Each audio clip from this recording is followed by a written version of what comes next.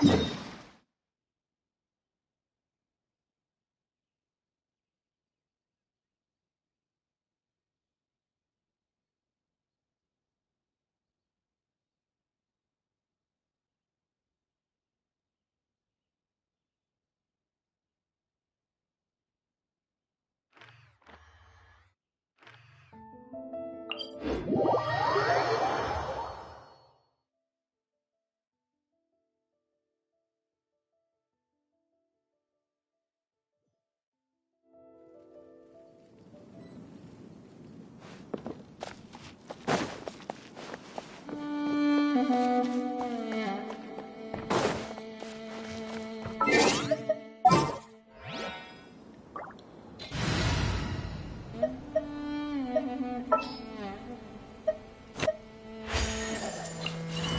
been a while since I've limp.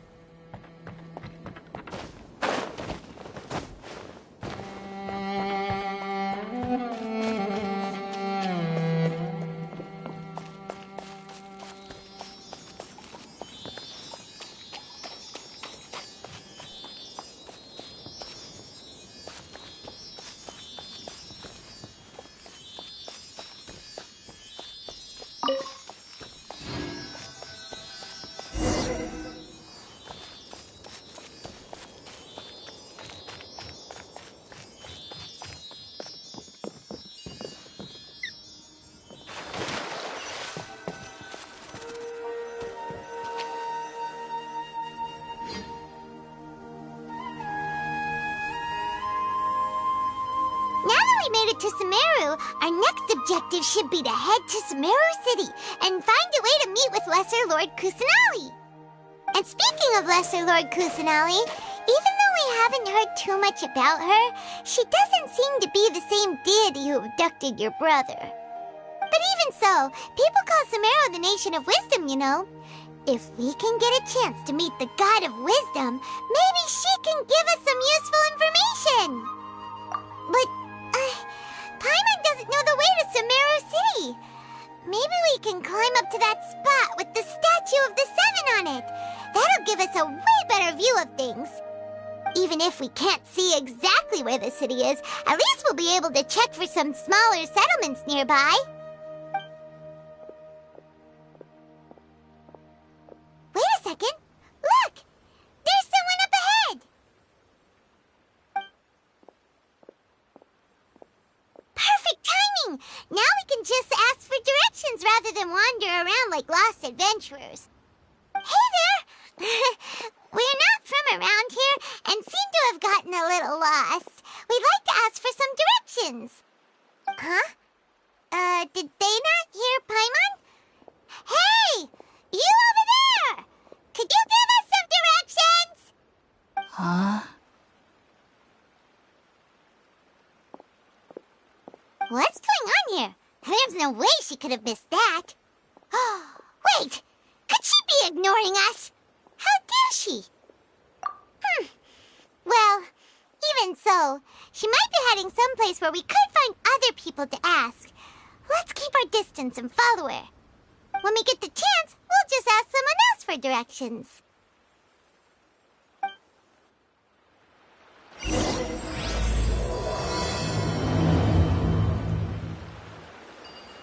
Come on, let's follow her. Just keep quiet. Make sure she doesn't notice us. To this occasion.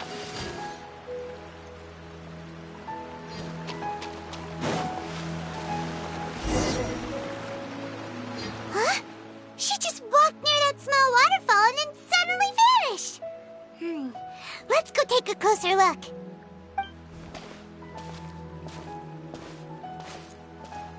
Paimon thought this cave would lead to a village or something, but, it looks like that's not the case.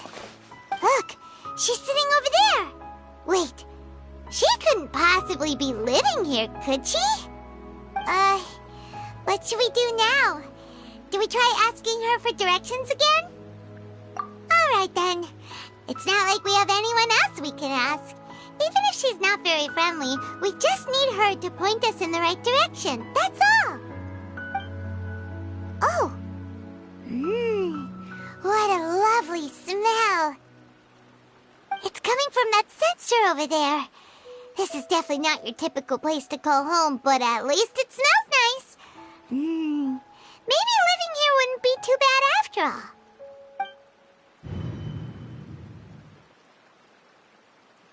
Huh? What's the matter? You don't look too good. What? Is the smell making you feel sick? Strange. Paimon doesn't feel anything.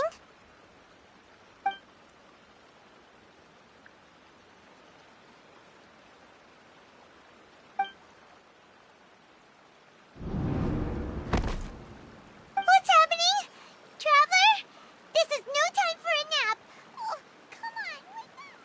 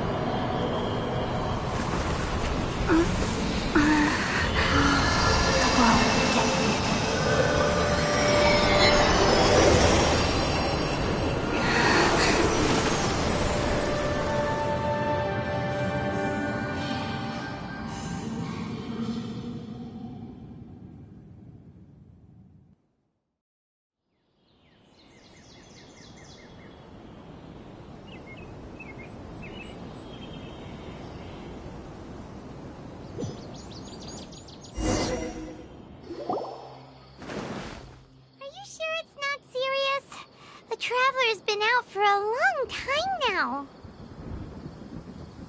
Yes, you can relax. Believe me, Master is extremely knowledgeable.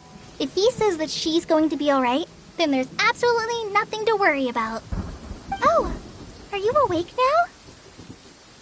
Oh, thank goodness! Traveler, you're finally awake! Well, we're at...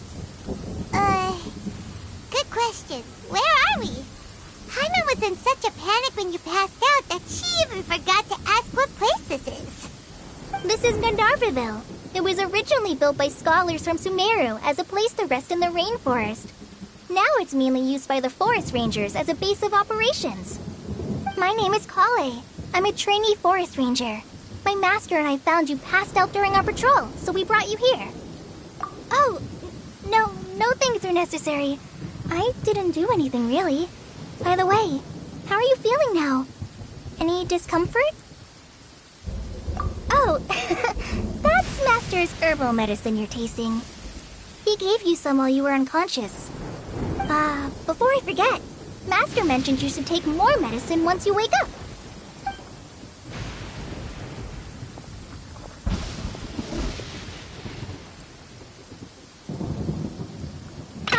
Whoops! Kale, what's the matter? Were you trying to retrieve the medicine? As I've already told you, you must be careful with these. I'll get it for you once I am finished here. Sorry, Master.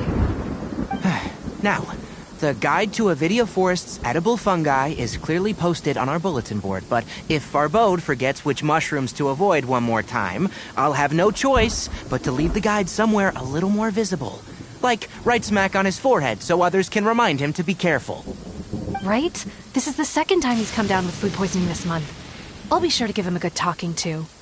Yes, please do. If, on the off chance, Farbode simply enjoys having little imaginary fairies dance before his eyes, then we'll just let him be. But the next time he requires any of our medicine, be sure to charge him accordingly.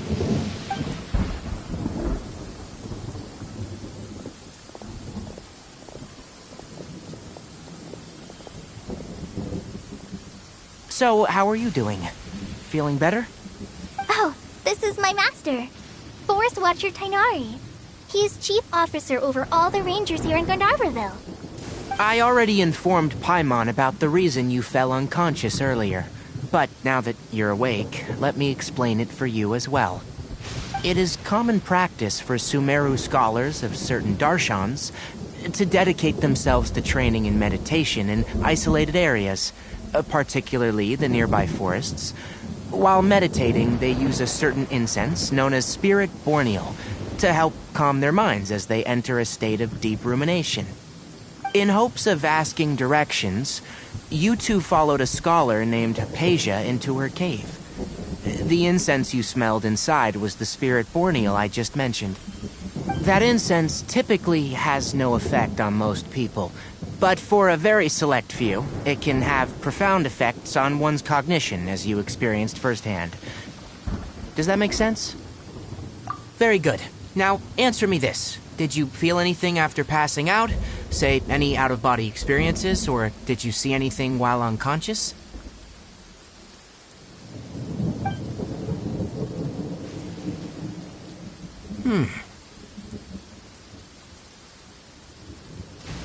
Kale, let the others know to stop bringing their patrol logs here for now. Huh? Why? Because these two will be staying here for the next few days. They can have my room, and I'll bunk with Amir. Now get a move on, and be sure to do as I've said. Yes, Master Tainari.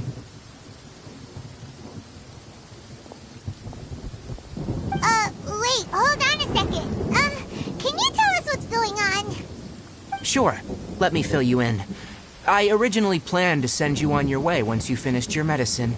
However, it appears now that you should stay a while longer in Gandharvaville for further observation while you recuperate. Further observation? No need to be hasty. As long as you have the capacity to judge between right and wrong, I promise that you'll understand the gravity of the situation once I explain everything to you.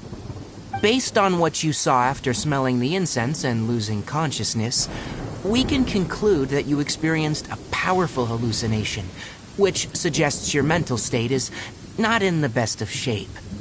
If you're skeptical, have a whiff of this. Oh, are you okay? You're experiencing a similar sensation as when you passed out, aren't you? So even though your condition is stable as of now, if I were to haphazardly let you leave, it's highly likely that you'd suddenly pass out again somewhere else. The rainforest is home to many fierce animals and hazardous areas. If something were to happen to you again, I'm afraid you might not be so lucky. For now, I suggest you continue taking your medicine each day and avoid wandering off on your own, at least until you stop having adverse reactions to this kind of smell. Okay? Good. Now, continue resting while I fire up another bowl of medicine for you. Seriously? We just arrived in Sumeru and we're already having problems left and right! Paimon knows we're set on meeting Lesser Lord Kusanali as soon as possible, but you really don't look too good. It'd probably be best to let you recover first. Hey! Are you even listening to Paimon? Paimon's over here worrying about you, you know. What's weird? You mean how you're feeling now? You mean the vision of tree roots and red skies you saw? But if those weren't hallucinations, what could they be?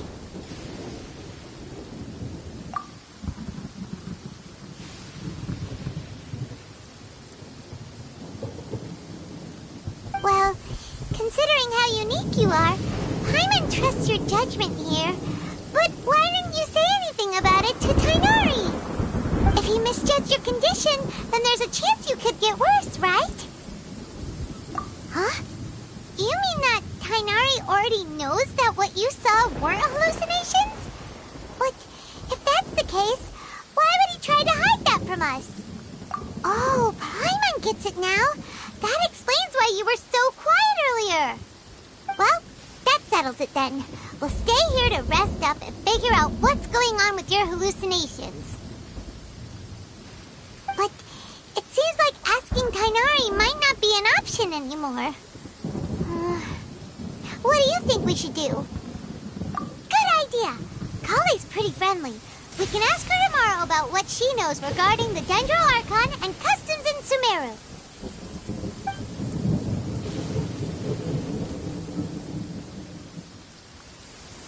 Rise and shine! Come on, it's time to go find Kale!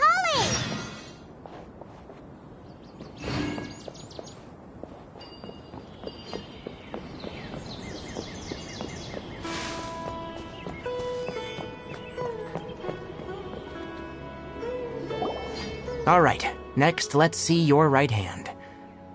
Not bad. But please remember that you still need to be careful, understand? Yes, I will. By the way, Master, I still haven't received the patrol route for today. Look, Kale, today's patrol will be a long one, so you won't be coming along this time. Besides, there's a chance we may encounter... Well, you understand. But I have a vision too! Am I useless to everyone now? Don't talk like that, Kale. This is not something you need to be worrying about right now. Ah, there you are. Feeling any better? Yeah, since we'll be staying here for now, we thought we might as well try lending a hand around here. Seems you're not the type to sit back and take it easy for a while, huh? In that case, perhaps Kale could take you two for a patrol south of Gandharvaville for the day. And if you're feeling up to it, you can be responsible for cleaning the Statue of the Seven. Tainari, we're ready to head out. Got it! I'll be right there! All right, we'll be heading into the forest now. I'll leave any further details to Kale. Yes, you can count on me. So, Kale, what exactly are we going to be doing today? Tainari mentioned cleaning the statue just now, but, that doesn't really sound like the job for a ranger. Well, a forest ranger's responsibilities can be pretty diverse. They handle a variety of tasks, like checking the condition of outlying roads, maintaining forest facilities, ensuring fire prevention standards are met, and providing assistance to travelers and locals. As for Master, well, he has to handle more dangerous areas of the rainforest. Today we can perform routine checks on the pathway lamps as we make our way to the Statue of the Seven. Paimon, Traveler, this way! You can leave the task of checking the lamps to me. In the meantime, you two can keep an eye out for anything unusual.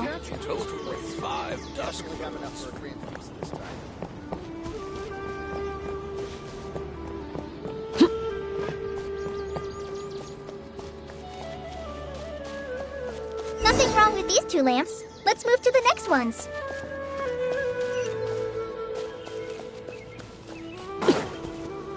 Oh, this lamp seems to be getting a little wobbly. Let me make a note of it.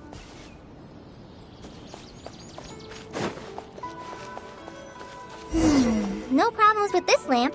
Good.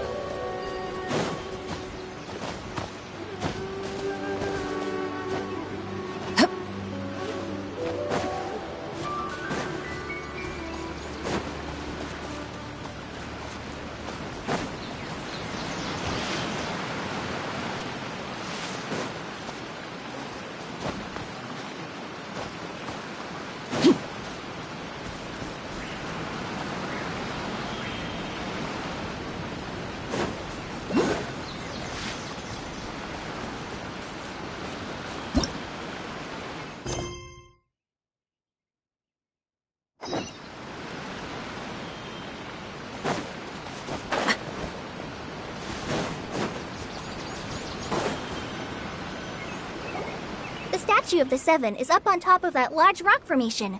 You must have seen it when you came down this road before. It's pretty high up there, isn't it? Don't worry.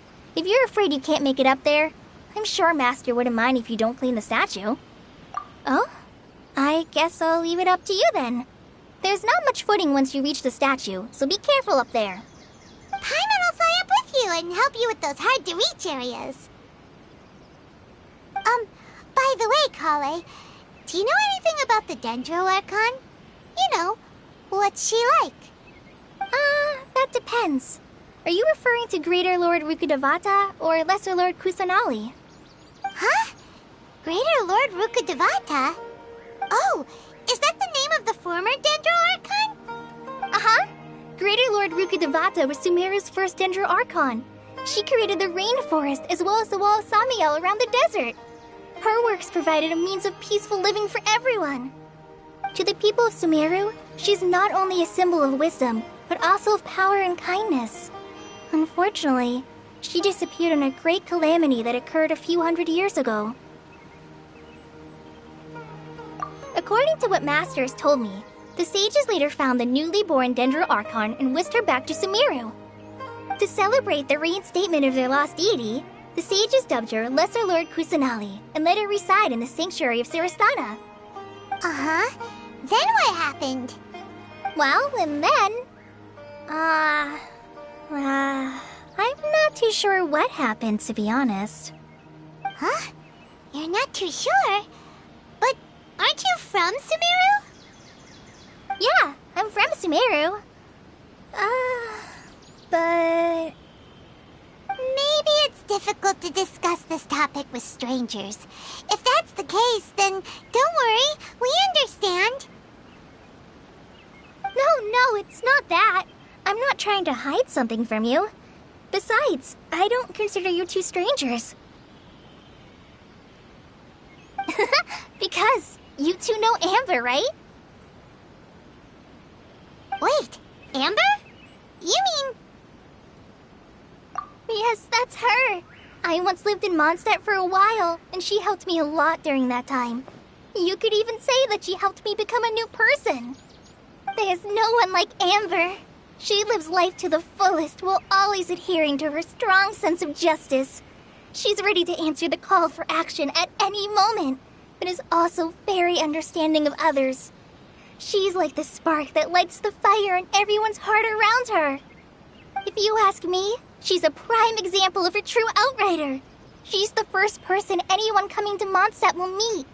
You can't help but be enthralled by her charm and enthusiasm, causing you to fall in love with the lands of Mondstadt and...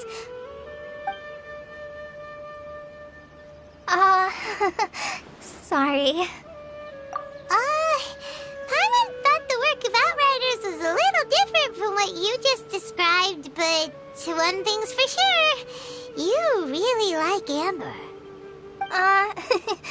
Sorry. I was rambling on just now.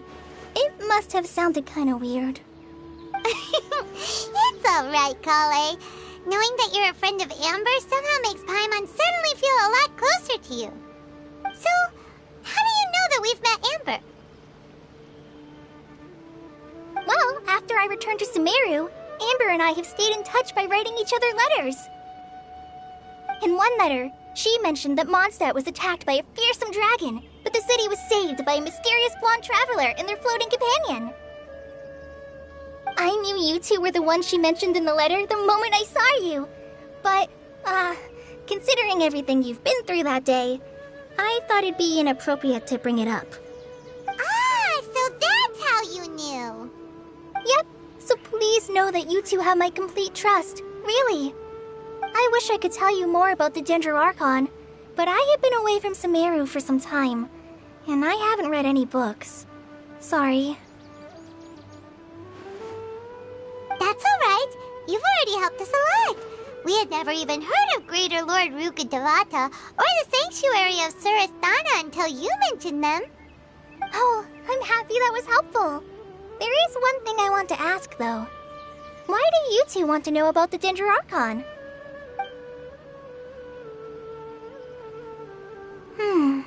So that's why you're here. Thank you for telling me your story. Don't mention it. We are friends after all, right? Alright, we have a statue to clean. You both have my thanks. While you two are up there cleaning, I'll go ahead and inspect the forest canopy. Let's meet back here shortly.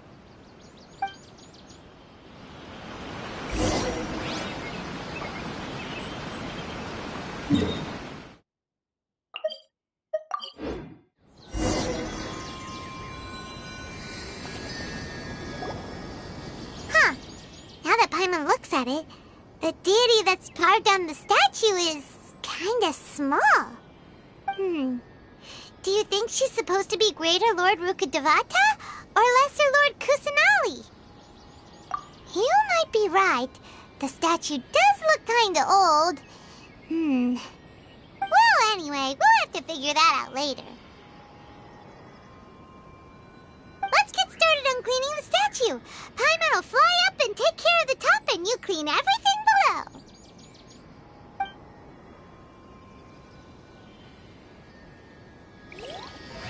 Nice work! That's one clean statue. Let's head down and meet up with Kale.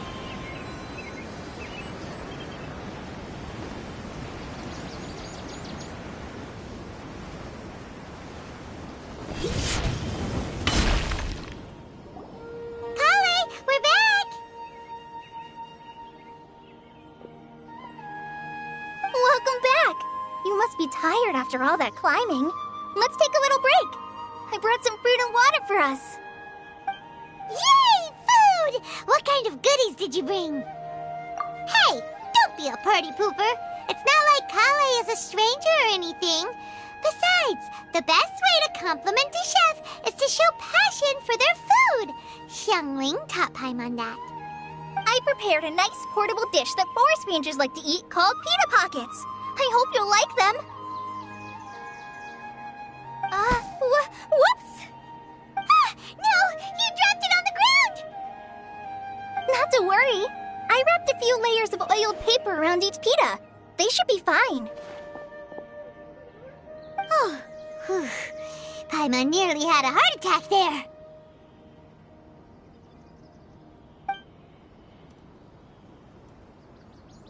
Those pitas are amazing! You're quite the cook, Kale. Thank goodness you wrapped them in paper. Paimon wouldn't have been able to sleep at night knowing something so tasty had been wasted. You really know how to compliment the chef, Paimon. Since you liked it so much, I'll be sure to give you a copy of the recipe sometime. I'll even include all my personal cooking pointers, so you'll be making your own pita pockets in no time.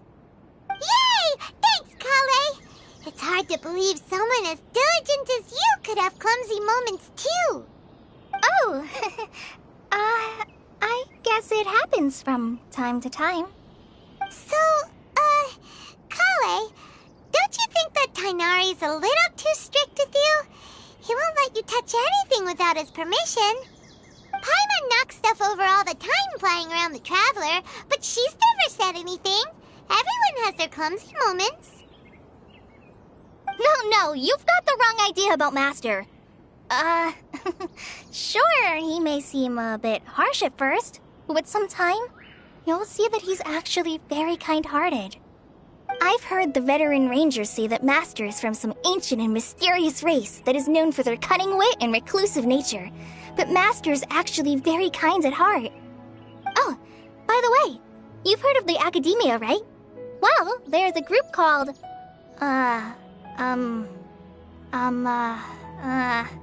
Boo something? Well, anyway, because Master does a lot of research on plants, sages from the academia have written him many times, inviting him to take up an official position there. But Master declines their offers every time, saying, Sumeru City is too noisy. It'd be bad for my ears. Seems you already know him well. Anyway, I'm sure the sages were not happy about his responses. Master could obviously have a bright future in the academia, but he insists on sticking to the path of a forest watcher. Every day he helps the locals of the forest and passes on his extensive knowledge to trainees like me.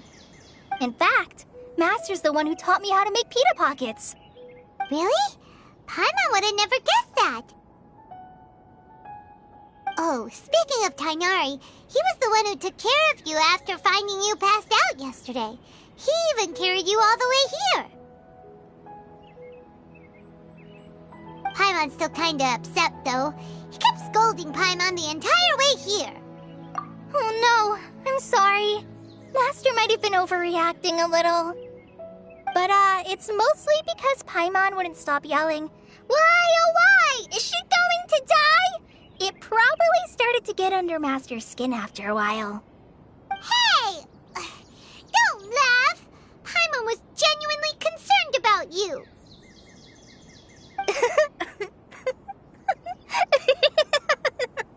Hey! Now even Kali's starting to laugh. Ugh, that's it! Paimon won't forget this! It's time for some primordial wrath! No! Don't touch me!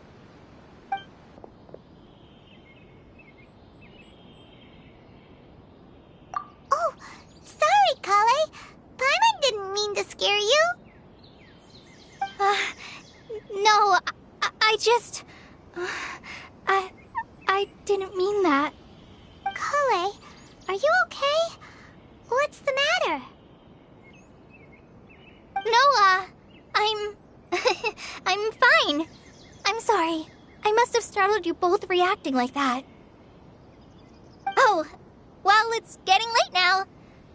Let's hurry back to Gandharville. I think Master and the others should be back by now, too.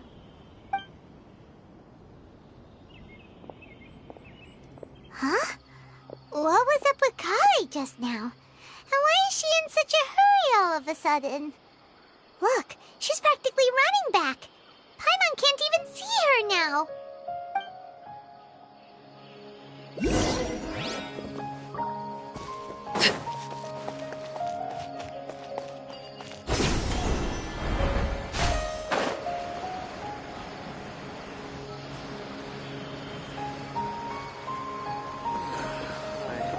Dead on my feet.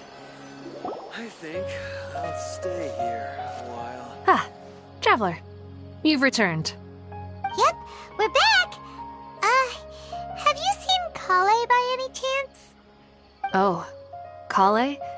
Yes, I saw her go into her room just a moment ago. Oh, okay. Guess we'll just have to wait and talk to her tomorrow then.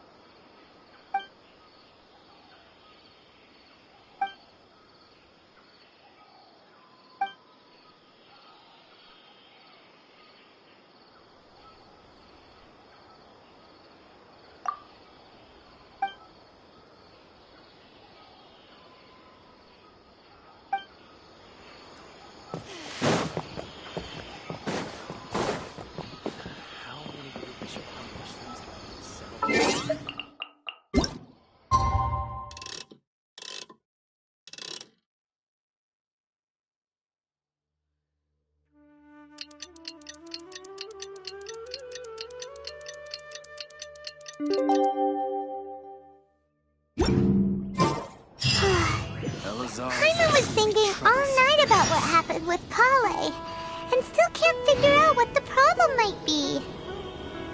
Maybe she's in a better mood now. Let's go check on her.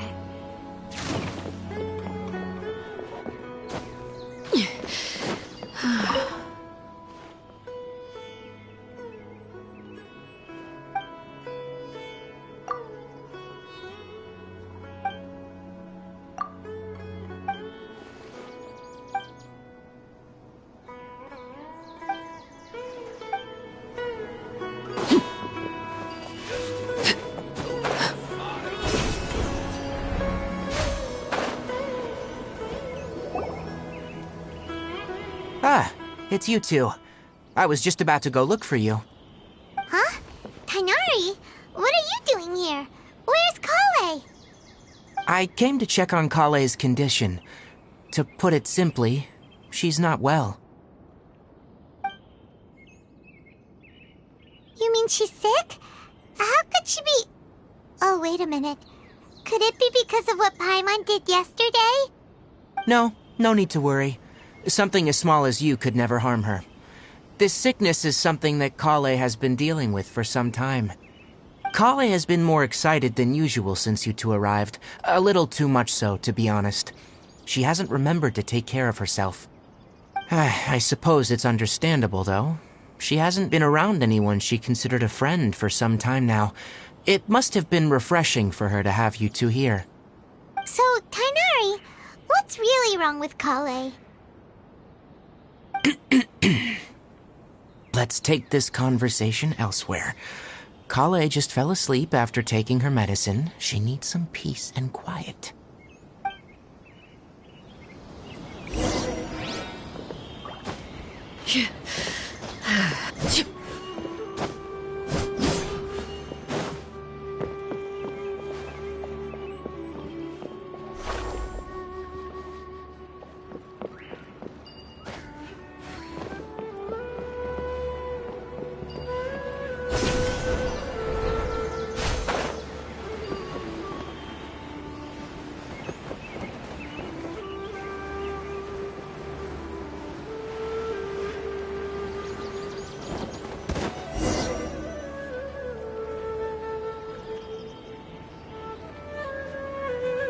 All right, let's continue our conversation here, shall we?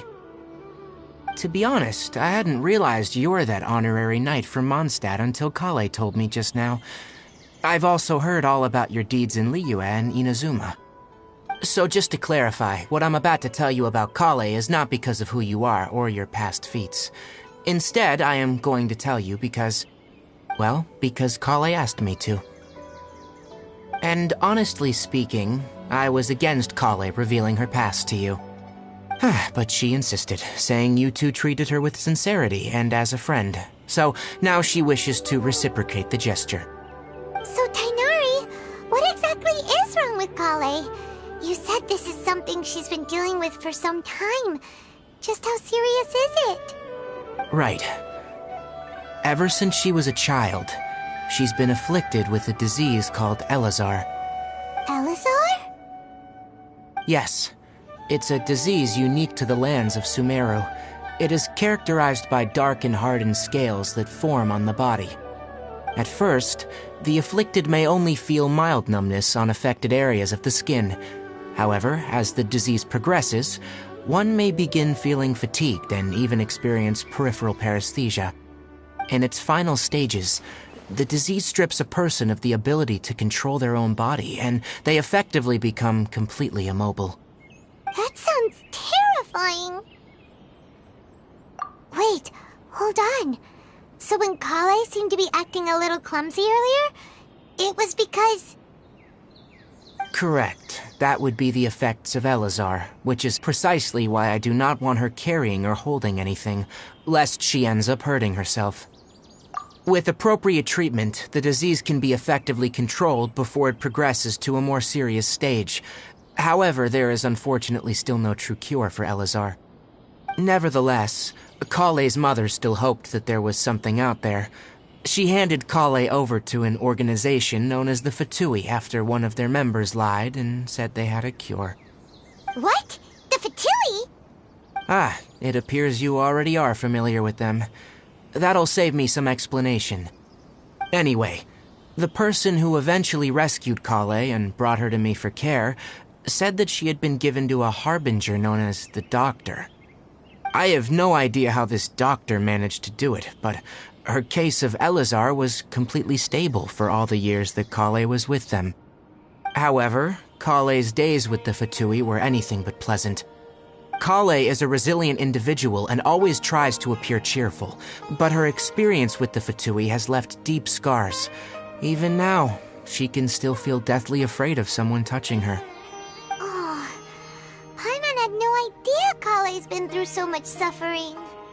Oh, by the way, Paimon, Kale wanted me to tell you that she's sorry for scaring you yesterday. She also wanted both of you to know that she's sorry for hiding her illness. She doesn't need to apologize. None of this is her fault at all. Well said. I hope you'll get a chance to tell her that in person the next time you see her. Kale once thought that it would be impossible for her to have any real friendships. I trust that you two will never let my trainee experience such emotional pain again. Don't worry, Tainari. We'll take good care of her. Well, it's not too serious at this point. She overexerted herself the last couple of days, which is what led her to break down this time. As long as she has taken her medicine and gets plenty of rest, she should get better. Though I must admit that Kale's condition was much more stable when she first arrived here in Gandharvaville. She was interested in the work of the forest rangers the moment she saw us. I could see that she was serious about learning, so I felt compelled to ask her to join us. Her stamina has gotten much worse recently. Though a moderate amount of physical exercise is always necessary, I'm afraid the long-distance patrols are a little too much for her now. Alright, now that I've told you about Kale's past, I think I'll head into the rainforest to find some ingredients needed for her medicine. I'll see you two later. Yeah, we'd like to do something to help Kale too. Alright, but I must warn you two.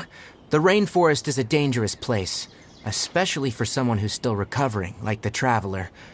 You must follow closely and listen to every instruction. No problemo. Let's go then. We'll be looking for a plant known as the Nilot Pala Lotus. It's often used to help those afflicted with Elazar recover their energy. Hey, Tainari? Where exactly are we going to find this plant? Nilot Pala Lotuses can be found all over the rainforest, but it often grows right here around Gandharvaville. Given the name, it sounds like we should be looking for it in the water. You are correct. The Nilot Pala Lotus grows in the water. When fully matured, they look like giant blue flowers floating on the water's surface. Quite an attractive species, if you ask me. The large petals are actually the plant's leaves and sepals, which surround a very small flower. You should note that many of the plants found in Sumeru have names that are contrary to their species. Take the Cowpelata, for example. The plant is not a lotus at all, but rather a vine. And then there's the Sumeru rose, which is not a rose, and is completely contrary to its name. Oh,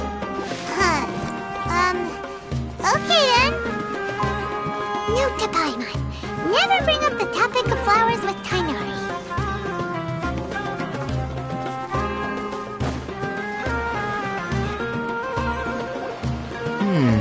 There should be Nilot Pala Lotuses growing somewhere in this area. Let's split up and begin searching. If you could manage to gather 4 of them, that would be sufficient. We'll rendezvous here once you've gathered the needed amount.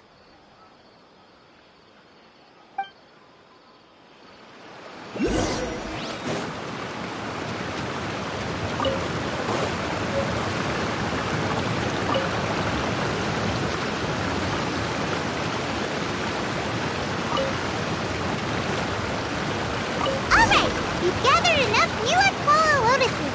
Let's head back to meet Tainari.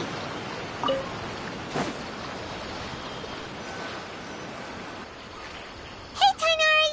We found the lotuses you requested. Let me have a look. Good. Very good. These are all excellent quality. I'm glad you two came along. Your exploration experience helped save me a lot of time here. It seems we even have enough time to stock up on other things I need. Hey, Tainari!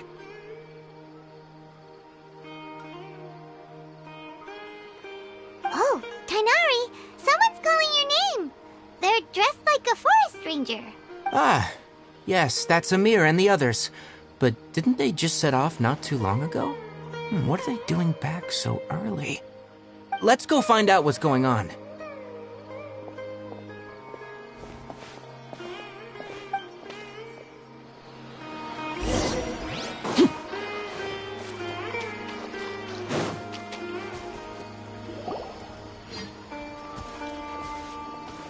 Tainari, thank goodness we found you here. We were just about to head back and find you at Gandharvaville.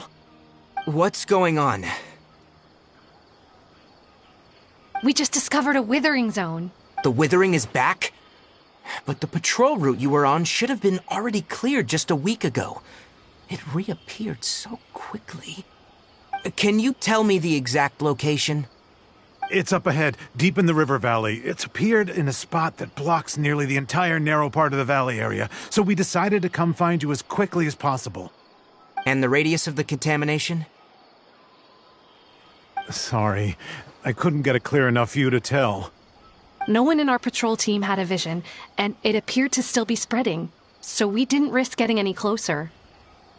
Okay, I understand. You made the right decision.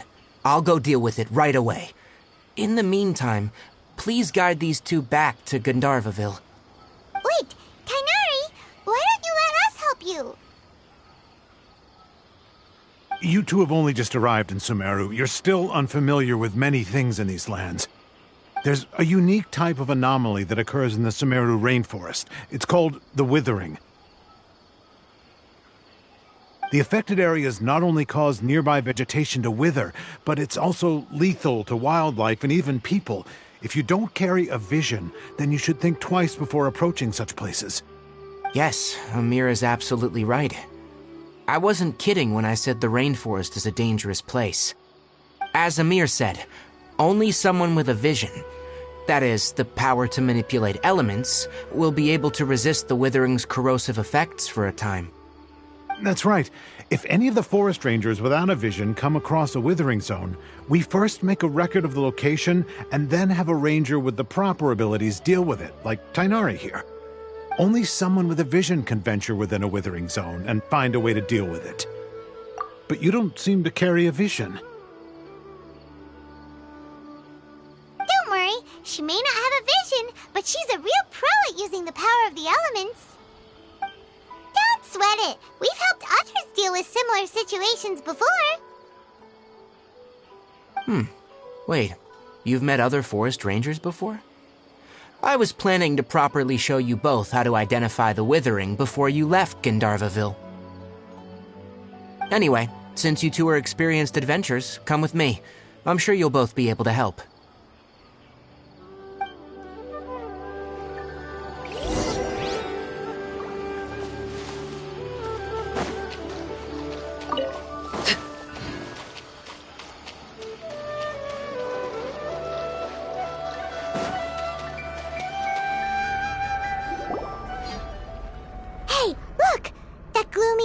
Over there looks like a withering zone.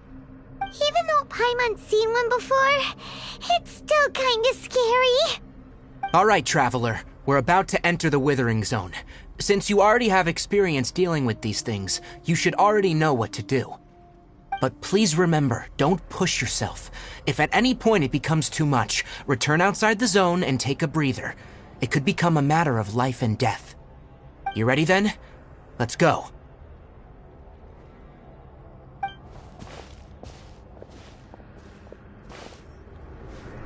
First, we must locate any branches sustaining the withering zone.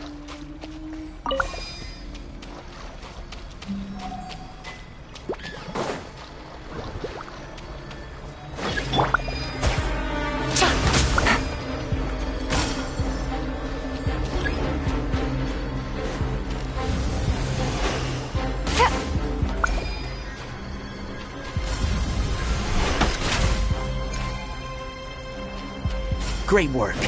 Now that all the branches have been cleared, we'll need to take care of the tumor.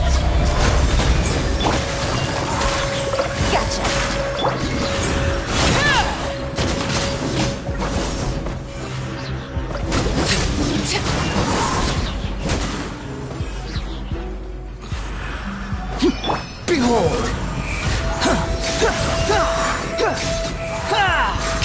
Now! Destroy the tumor of the withering! We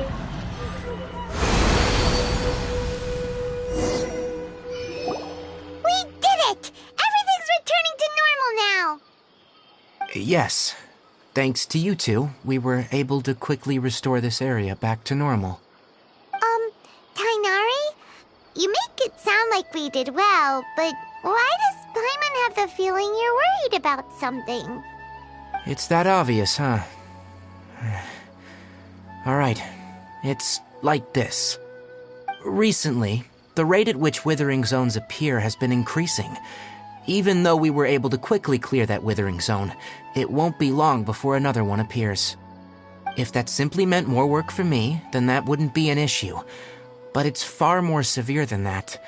The withering is leaving lasting effects on the rainforest itself.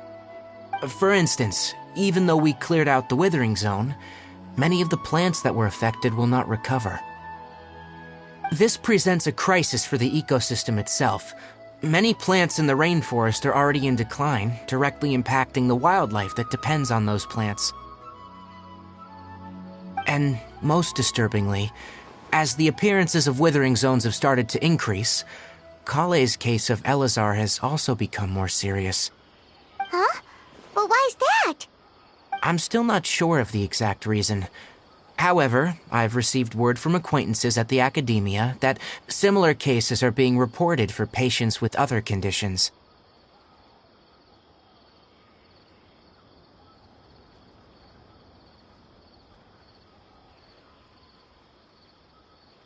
No, none that we know of. The withering has been recorded in Sumeru for millennia. It's said that it originates from the depths of the world. Oh, by the way, have you heard of Irminsul before? Irminsul is a tree located deep beneath the surface.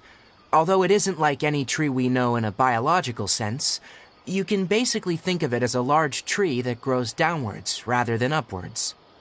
I'm sure you've heard of ley lines, right? They're like the roots of Irminsul, spreading and extending from a massive cavern deep underground all the way up to the surface.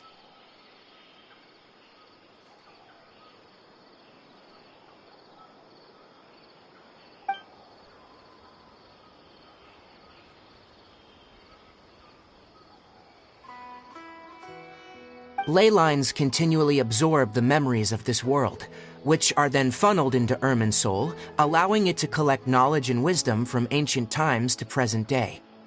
The Dendro Archon is known as the god of wisdom because her consciousness is directly connected to it. It is also said that the Dendro Archon's power is a manifestation of Irminsul. And as for the withering, its emergence is related to a disease that's affecting it.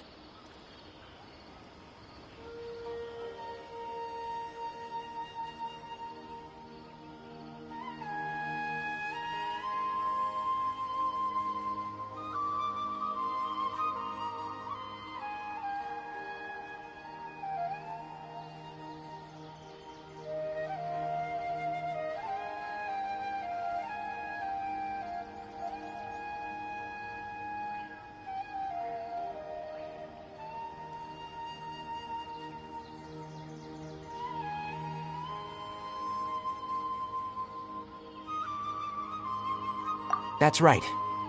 My ancestors learned of this from Greater Lord Rukkhadevata's familiars a long time ago, but even those mysterious creatures did not know of a cure for Irminsul. I'm afraid we Rangers will be battling the withering zones here for a long time, until a cure is found. Alright, that's enough on this topic for the time being. Now that we've taken care of things here, it's time for us to head back to Gandharvaville.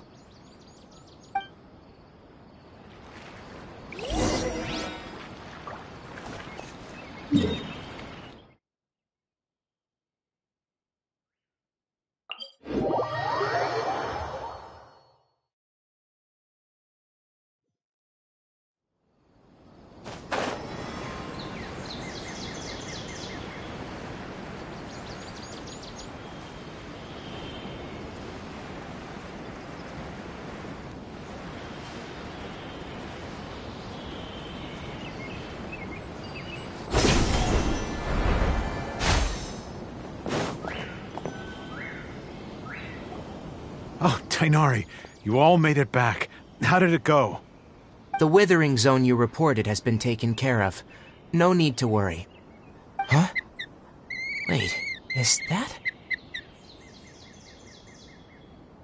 Oh no, Hypatia!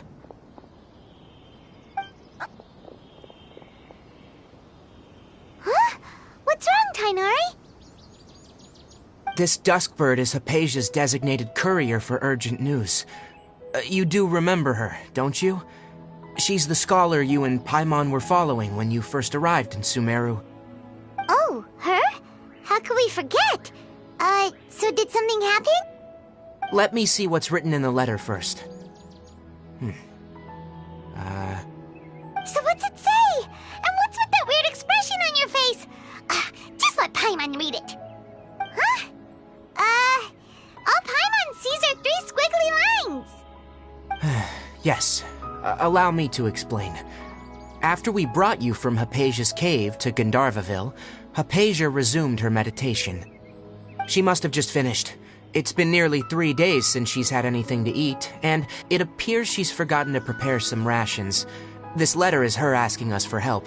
We need to go. What? You mean she's been sitting there for 3 days? Hey, wait, how did you know all that from just a few lines on the paper? Well, obviously because this has happened before. Last time she drew 5 lines, and by the time we found her, well, I'd prefer not to remember that.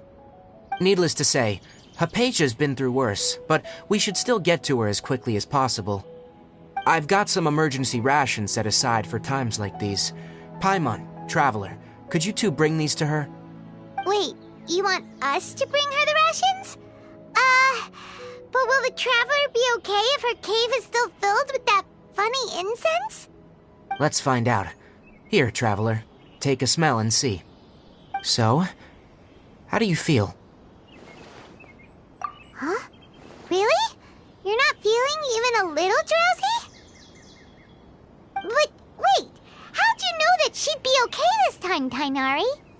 Back when we were clearing the Withering Zone, I observed that she could adeptly manipulate the Dendro element.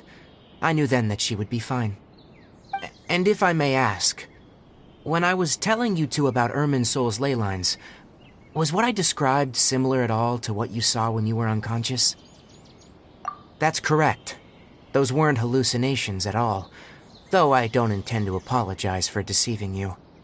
Because what you saw is of significant importance. Not just for the nation of Sumeru, but the entire world of Teyvat. My forefathers were shown much favor by Greater Lord Rukkhadevata. We took an oath to protect this nation together with her. Now that that duty has fallen to me, it was a part of my responsibilities to ascertain whether you could be entrusted with the fate of Sumeru. Now, after seeing you in action with my own eyes, you have earned my confidence, and I no longer feel the need to hide any secrets from you. When you passed out, your consciousness had connected directly with Irminsol. What you witnessed were actually real memories contained within Irminsol itself. I could try to tell you more, but it would be better if you went to ask Hypatia instead. Her focus on meditation and use of Spirit Borneal are aimed at establishing a connection with Irminsol, just as you did. That sounds nice and all, but will she really help us? Seriously, she completely ignored us the last time we tried talking to her. That was because when you ran into her, she was in a special phase of her training. During that time, she must avoid communicating with others. Please, wait here for a moment.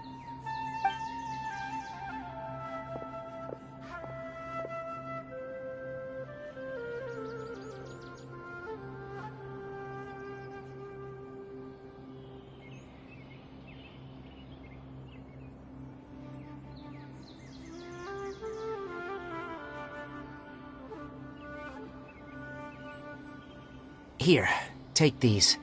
It's a meal I packed for Hypatia, as well as some other ingredients. I'm sure it'll come in handy. Also, here's a letter that I would like you to give to her. Just show it to her, and she'll answer any questions you may have. No, I should be the one thanking you. You've both been a great help these last few days.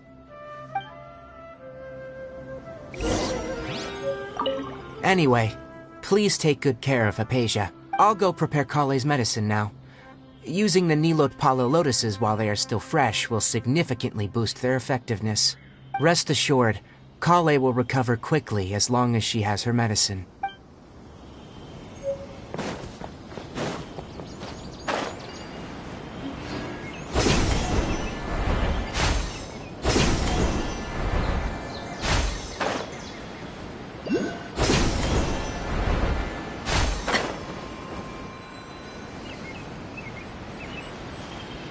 Hypatia should still be in the cave. Let's go inside and see how she's doing.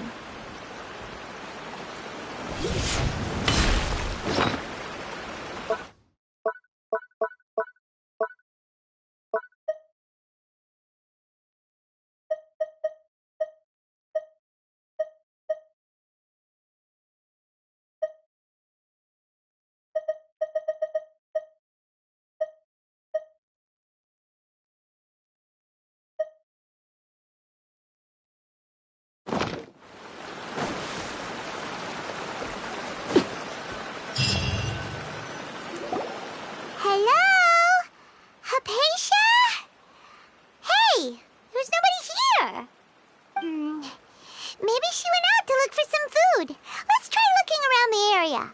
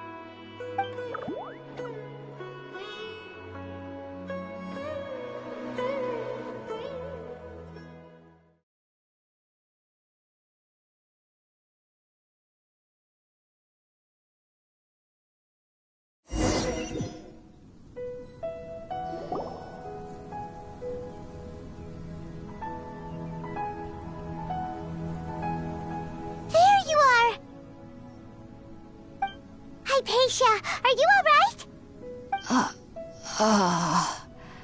So hungry. Need water.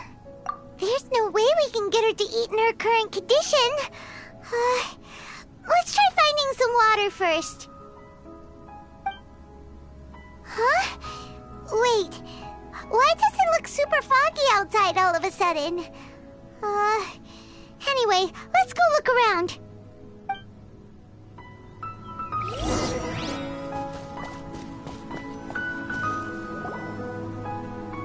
Huh?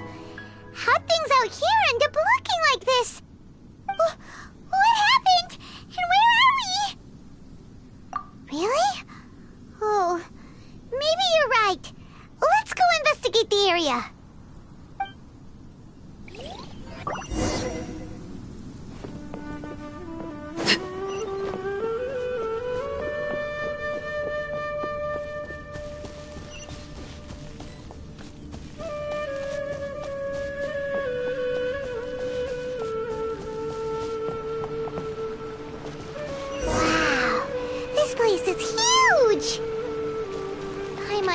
Something off about that cave.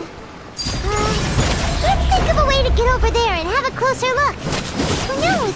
Maybe we'll find a lead of some kind.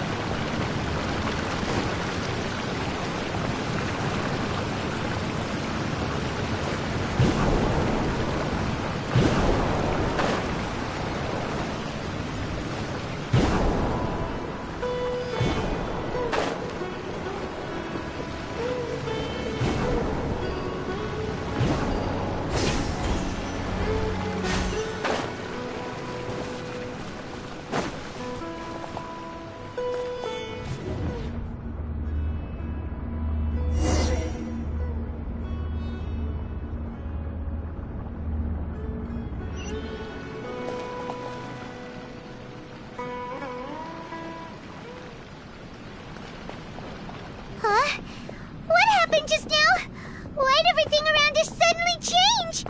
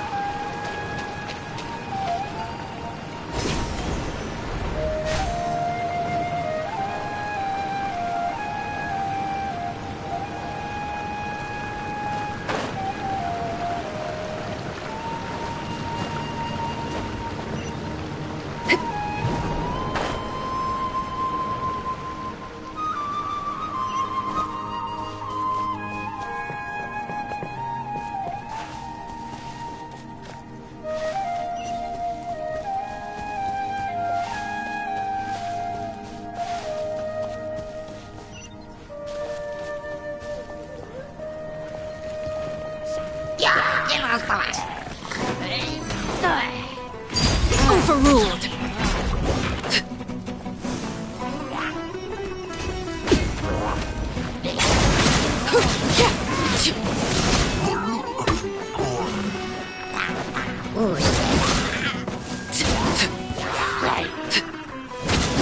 This is where I fall. Laid bare.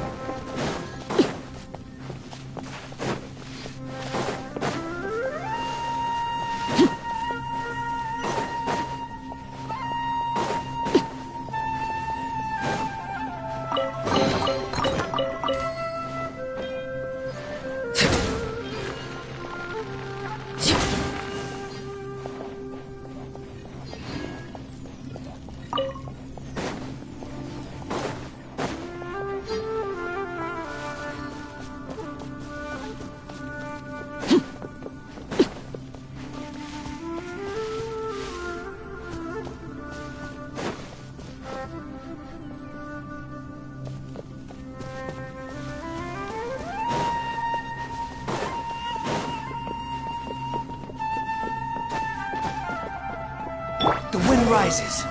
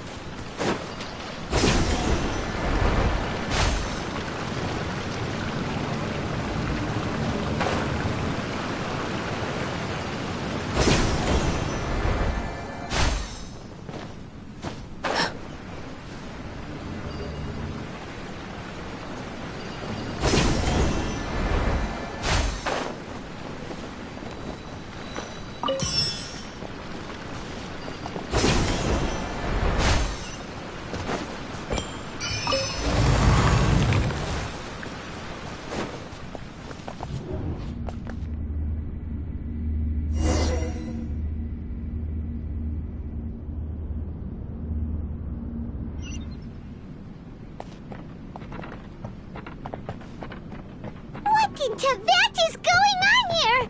This place is getting weirder by the minute. Hey, what's the matter?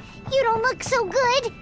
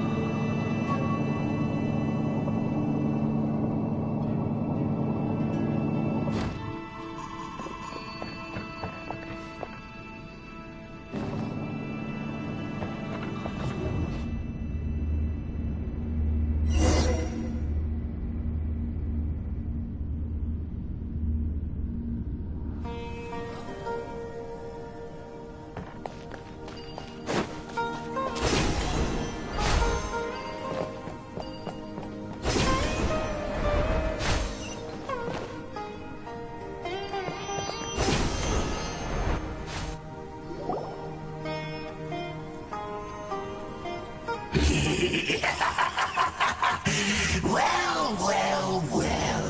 Looks like we meet again, traveler. The Abyss Herald! What are you planning to do in this strange place? Strange place. Plotting.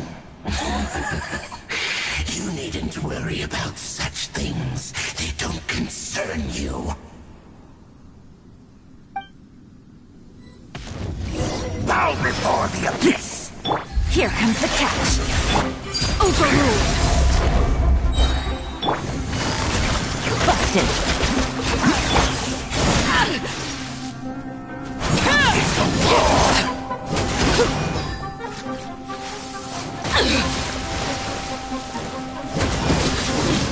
Witness my rise. Have fun with this gift. Wretched vermin! Behold!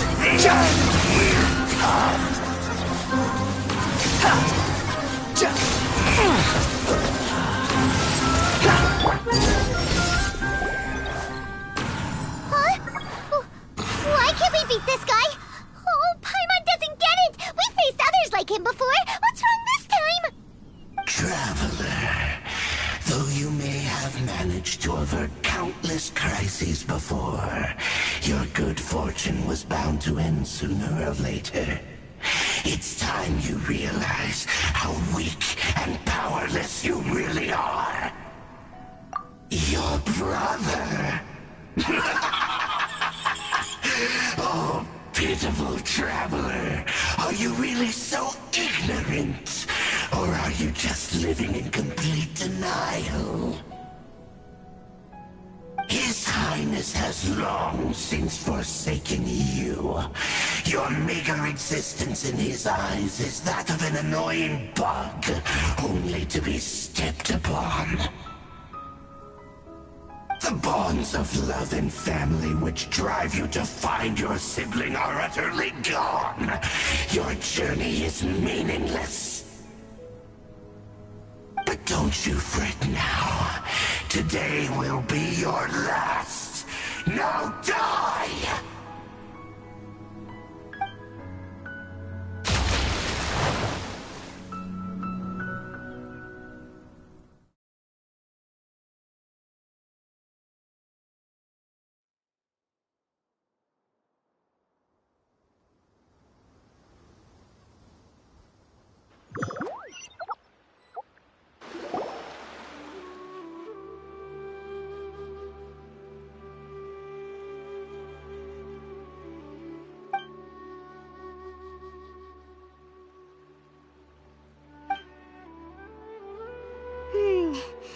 What do we do? We haven't seen Hypatia anywhere out here. Oh, there she is! Quick, let's see how she's doing. So sweet. Well, the good news is that she's still conscious. Hey, why'd you drop her food on the floor like that?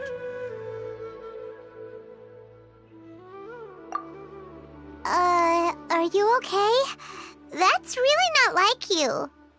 Anyways, we can talk about this later. We better make sure she's alright first.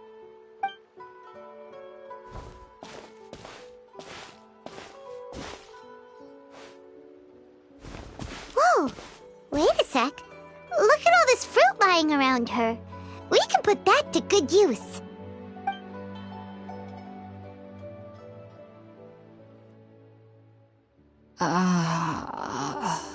Who is there? Tainari, is that you?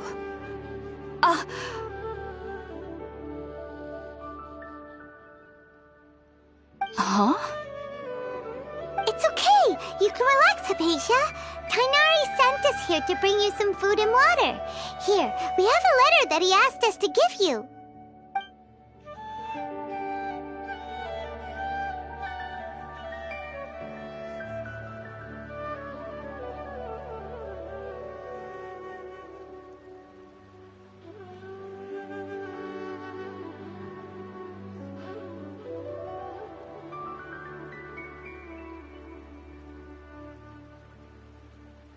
I see. So, you're friends of Tainari. I apologize for all the trouble I've caused you.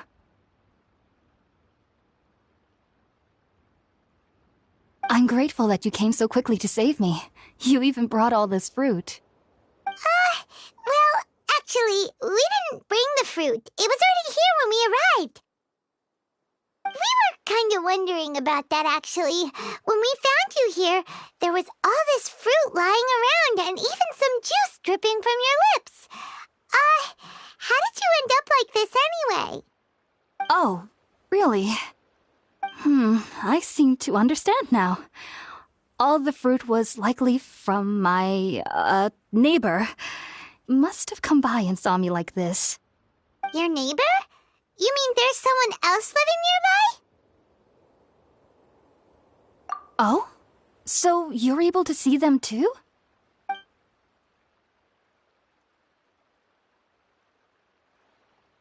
Wait, hold on a second, Traveler. You say that before we arrived, you saw some mysterious creature and suddenly had a strange dream? Isn't that a little too crazy to believe? No, I actually do believe what the Traveler is saying. I myself had a similar experience once before and ended up scaring my timid little neighbor here. You needn't worry. They mean you no harm.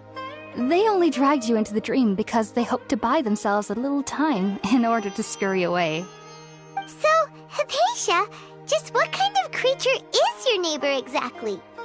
I'm not sure what it's called, to be honest. But I do know that they have some sort of deeper connection with the Dendro Archon. I know this because the first time I saw them was also the exact day my consciousness was able to form a connection with Irminsul. Even after I opened my eyes and stopped meditating, my heart was still pounding, and my mind was racing with all the knowledge that I had touched. And at that very moment, I suddenly noticed a small figure at the opening of the cave. In my curiosity, I began to walk over to the creature. They must have already been used to me living in the cave, because they didn't seem to mind me approaching them. They just kept doing whatever they were up to. It wasn't until I crouched down next to them that they suddenly realized that I could see them. Oh! And then? And then I had a dream. By the time I came to, they were nowhere to be seen. I was convinced they'd never show up again. But sure enough, I saw them nearby a few days later. And they weren't alone. I feel like they aren't as afraid of me as the first time I approached them. But I never would have expected them to save me. Yes, no doubt about that. By the way, Tainari mentioned in his letter that you had questions for me regarding Irminsul.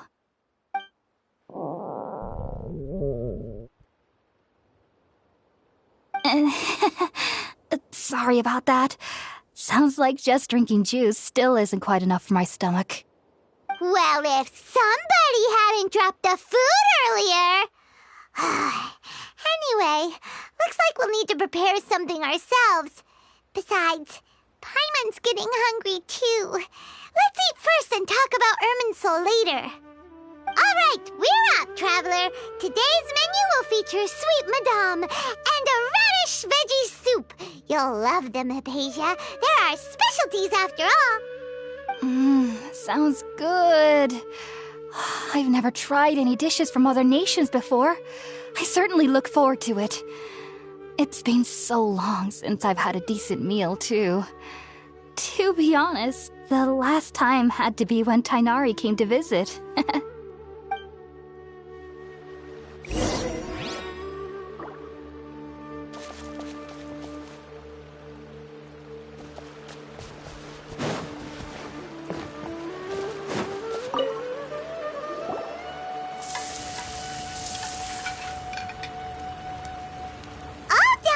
Let's use the empty box that Tighnari gave us since we already watched it.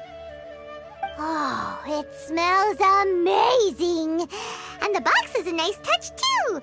Let's go serve this up and start eating with Hypatia.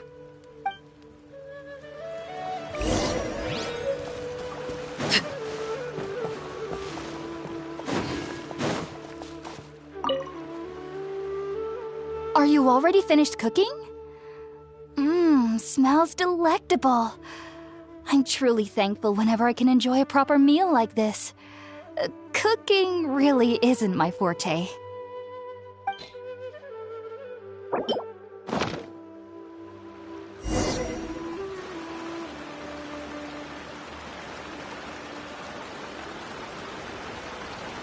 Even though everything you mentioned was in Tighnari's letter, it's still hard to believe you were able to connect with Irminsul immediately after smelling Spiritborn ale for the first time.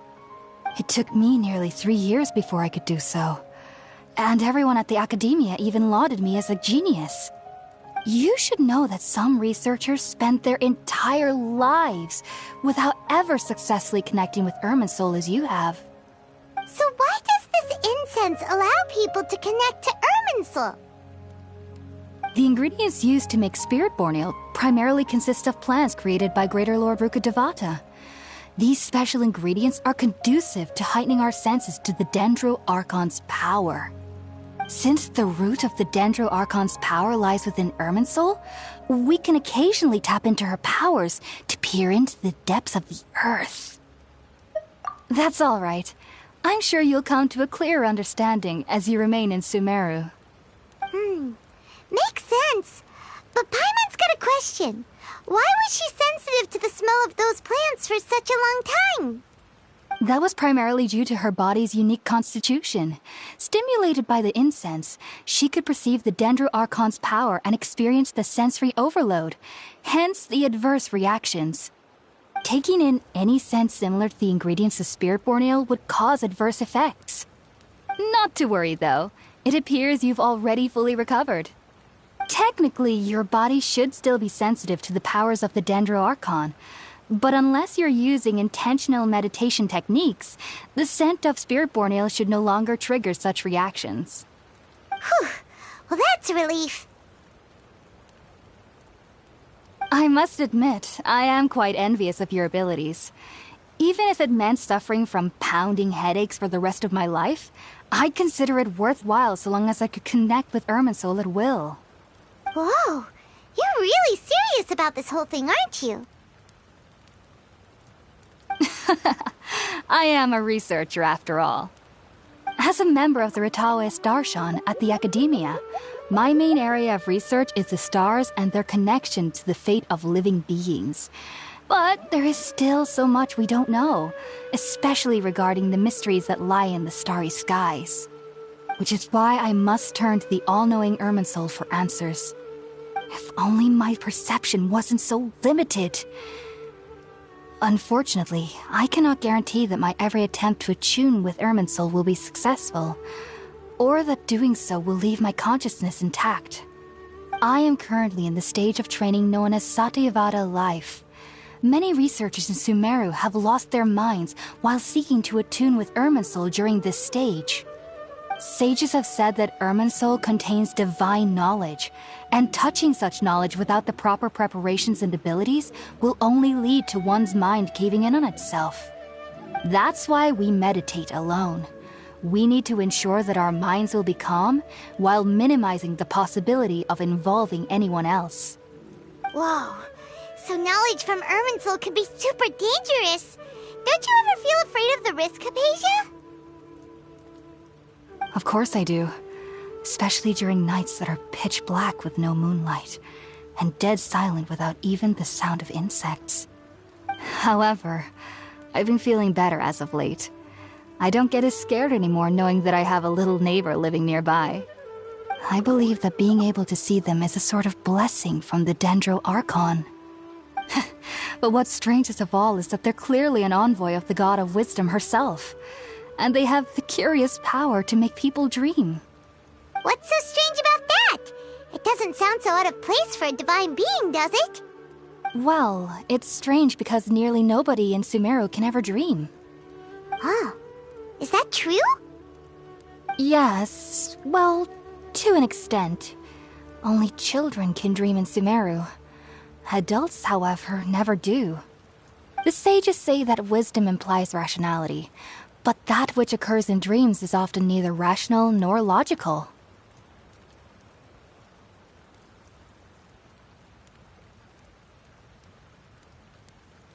Yes, if one struggles with anxieties, those emotions could influence their dreams. The fact that the people of Sumeru do not have dreams is seen as a blessing by the sages. They believe that Greater Lord Rukkhadevata, the God of Wisdom, is keeping us away from the foolish delusions you encounter in your sleep.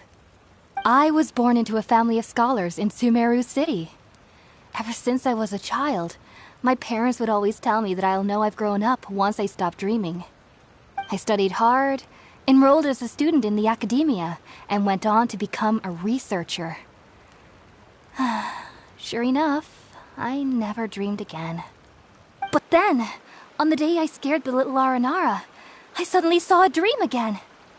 It was incredible. Though I don't exactly remember what I saw, I clearly recall the feeling. I suddenly felt like I was a child again. Back then, I was foolish and ignorant as any youth would be, but I was free of fear. Maybe dreaming isn't as bad as we've made it out to be. Just be sure not to speak of this if you travel to Sumeru City. They'll look at you as if you've lost your mind. So, do you have any thoughts about the things she saw when she connected with Irminsul? Sorry. I'm afraid I don't have any answers as of now. All I can say is that what you saw is a memory contained within Irminsul itself. World forget me. What could that possibly mean?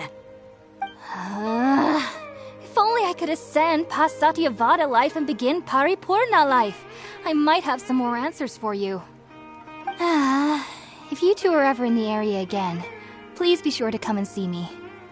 There's no need to be thanking me. You two are my saviors. Besides, I'm already looking forward to tasting some more of your cooking.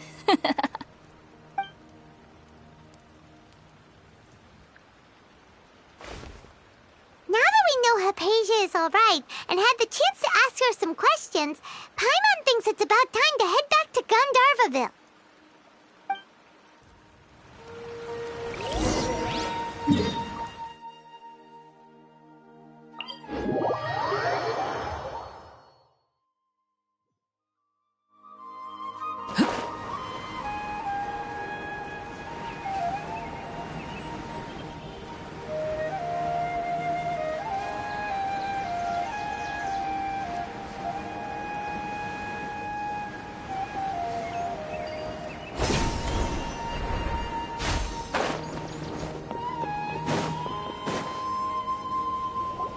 Think about it, Tainari. Refusing to join is tantamount to burying your head in the sand.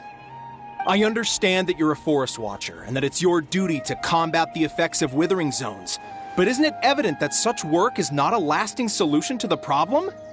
As Sage Kage clearly stated, your presence and guidance in Sumeru City is pivotal in finding a cure for Irminsul. How could you possibly refuse? Keep your emotions in check, Ghulam. Let's at least listen to Tainari's reason for declining. We're here to invite him to the Academia, not to cause a scene. Sage Kage, I am truly honored that you came here in person, but I'm afraid I must still decline your invitation. I am merely a forest watcher.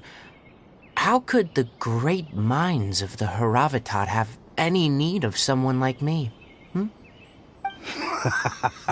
Well, it turns out that your refusal letter had some implications on your master's reputation. He is a renowned sage of the Immorta, after all. So now I've come here in his stead. I see. Well, I figured that given his temper, he would come here and berate me personally. Tainari, your master is an integral part of this effort, and now he requires your assistance. And what exactly does my master need of me, Sage Kage? You'll know, once you've arrived in Sumeru City, that is. And, how long will I be required to stay? There's no definite answer as of now. Do you mean to tell me that, despite coming all the way here to Gandharvaville, you still can't answer the questions I laid out in the letter to my master? If that's the case, then I'm afraid I cannot give you a definite answer either. Tainari, but you... So be it. Come, Ghulam, we're leaving.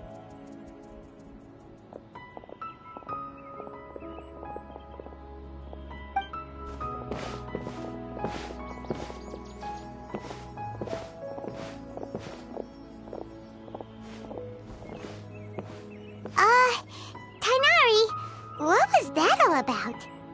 It's nothing. Some people from the Academia wanted me to go to Sumeru City to assist them with a project, but I had to refuse on account of all my responsibilities here. But all that can wait. How did things go with Hypatia? It was quite the eventful trip, but the main thing is that she's safe and sound. She answered a bunch of questions for us, too. Very good. Now that the Traveler has made a full recovery, there shouldn't be any reason for you to tarry here longer. I assume you will be heading to Sumeru City, correct? That's right! We want to meet Lesser Lord Kusanali and ask her for advice. Do you have any idea on how we can find her? Sorry, I'm afraid I don't have any advice for you there. Well, do you at least know anyone we can try asking in Sumeru City? Let me think. My trips to Sumeru City have been fairly short, and most of my acquaintances are researchers. Oh, how about this? I'll write you a letter of introduction that you can give to a researcher I know. He's from the Amorta Darshan and is adept at gathering information. Asking him might prove worthwhile. Also, when you enter Sumeru City, you'll probably end up receiving something like this item here. I'm not sure if it will ever come in handy for you, but maybe you can give it a try. Oh? What is it? It's called an Akasha Terminal. It's a tool produced by the Academia that utilizes the legacy of Greater Lord Rukkhadevata. Some say that this item is the very basis of Sumeru's reputation as the City of Wisdom. Needless to say, this device and its usage fall under the Academia's expertise, so I'll leave it to them to show you how to use it. Great! Next up, Sumeru City! But wait, before that... That's right! Tainari, we have something important to say to Kale before we leave. Is she doing better now? Yes, she's doing much better. After being confined to her bed all this time, I thought a little walk would do her some good. Last I saw her, she was taking the path towards the North Crossing. She knew you two would be leaving soon, so she must have wanted to see you off. Thanks, Tainari. All right, let's go! Farewell, and good luck to you both.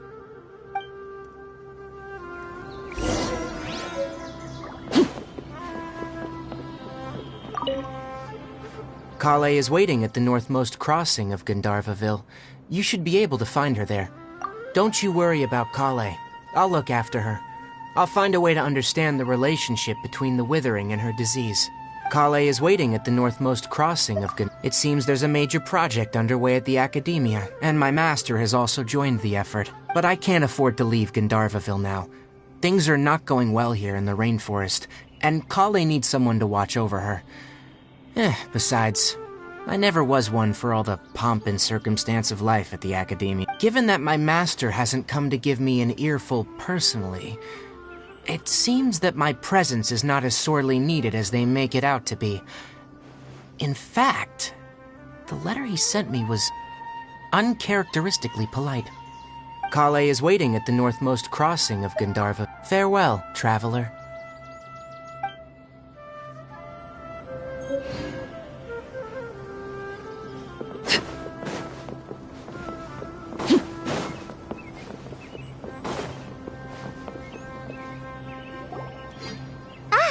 I've been waiting for you two.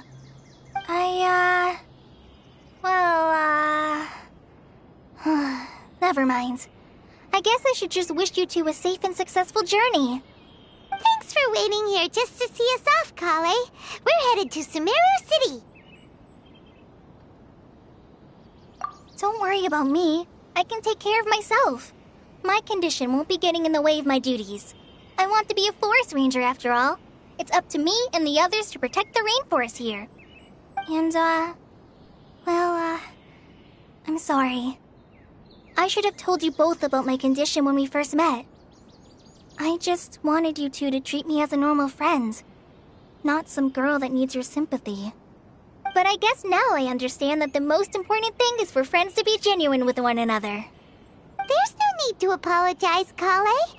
We should be thanking you for trusting us enough to be your friends and sharing your past with us. We're probably still gonna worry about your condition, but that's because we're friends and we care about you. Thank you. That means a lot. Before you leave, I have something for you. Oh? What is it? It's my recipe for pita pockets. I told you that I'd give you a copy, remember? My handwriting is a little, messy, so please don't laugh. Yay! Thanks, Kale. Now we can eat those scrumptious little pitas whenever and wherever we like. I hope that whenever you eat them, you'll both remember your time here in Gandharvaville. Well then, I, trainee Forest Ranger Kale, bid you both farewell. Please visit Gandharvaville again. The Rangers will always be ready to assist you here.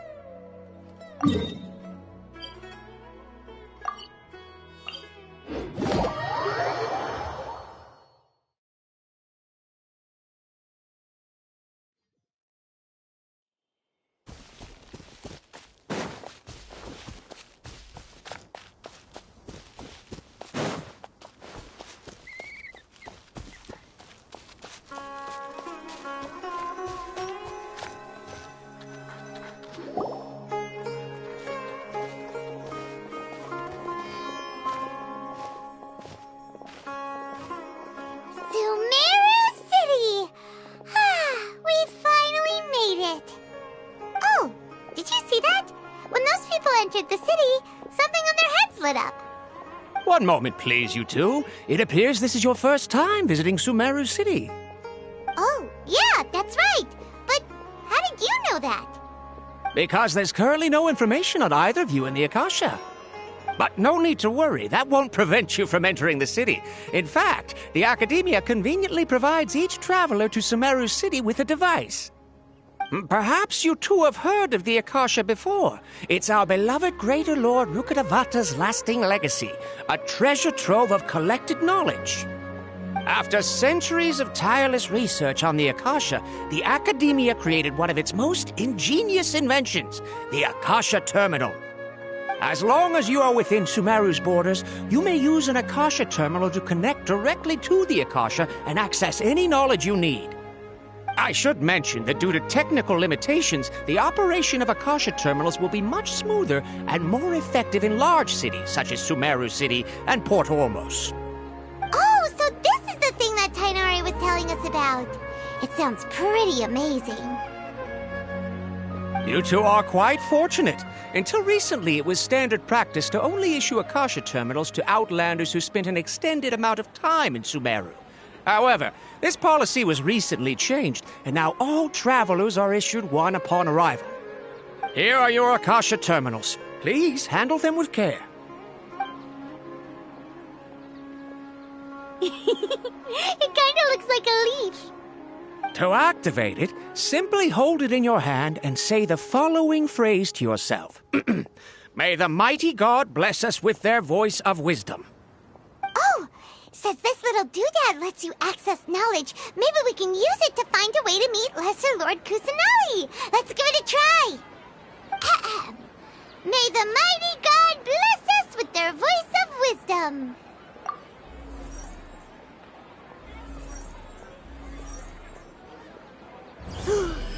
Whoa! Just now, something clicked, and Paimon suddenly knew how to use this thing. It seems all we need to do is concentrate on what we want to know, and bam! You get it. Oh, that'll come in real handy. Exactly. That is the power of the Akasha. And with that, let me officially welcome you both to Sumeru City. May the wisdom of the Dendro Archon always be your guide. Okay, now that we're in, we can check the Akasha about Lesser Lord Kusanali. Let Paimon try. 500 years ago, the sages found a newly born deity from within some scorched ruins. The deity now resides in the sanctuary of Suristana. Seems pretty similar to what Kali was telling us. Okay, next, let's concentrate on asking how to meet her.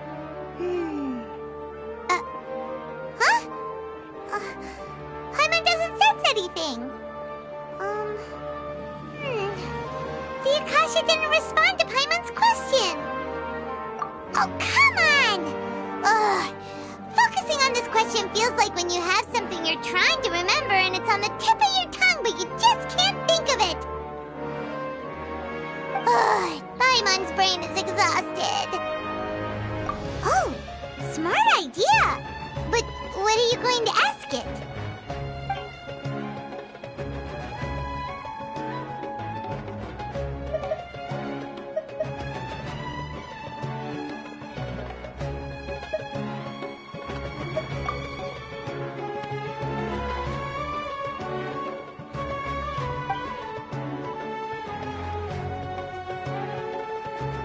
Uh-oh. Paimon's getting all teary-eyed all of a sudden. It feels like the people of Sumeru really miss their Archon.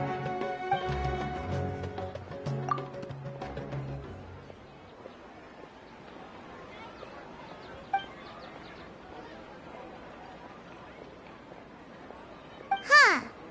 Could it be because we're Outlanders and we've only just arrived in Sumeru? You know, maybe we're not qualified to receive an answer to this sort of question or something.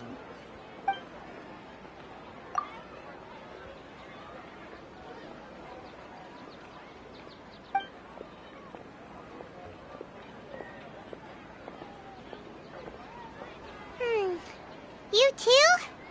Well, glad it's not just Paimon. Well, seems no matter which way we try, we can't find anything that'll lead us to Lesser Lord Kusanali. Guess our only choice now is to try meeting with the researcher that Tainari recommended. He's from Sumeru and even has a position in the Academia. Maybe he'll be able to access more info from the Akasha. Let's see. Tainari wrote an address on the letter's envelope. Oh, it's not far from the city's gate. Let's head over and have a look. Hopefully he's at home.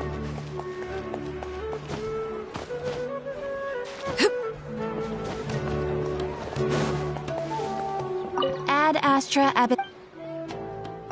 Thank you for Been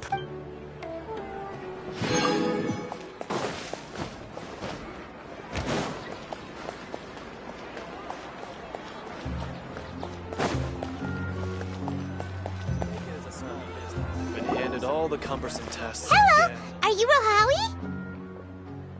Yes, that's me. Can I help you? Great! You see, Tainari sent us here and... What? Tainari? Please, there's no need to say anything, really. Sure, I admit that the article I published last month wasn't my best work, and maybe the data didn't produce the most convincing results, but... Here! This is a letter from Tainari! Oh, let me see... Oh! Ooh, what a relief. You two nearly scared the life out of me. So, you two just have some questions for me? Seems even Tainari acknowledges my innate ability for procuring information. So, what is it you two would like to know? We want to meet with Lesser Lord Kusanali. Do you know a way we can do that? You mean you want to meet the Dendro Archon herself? This isn't exactly my area of expertise, but let me see what I can find in the Akasha.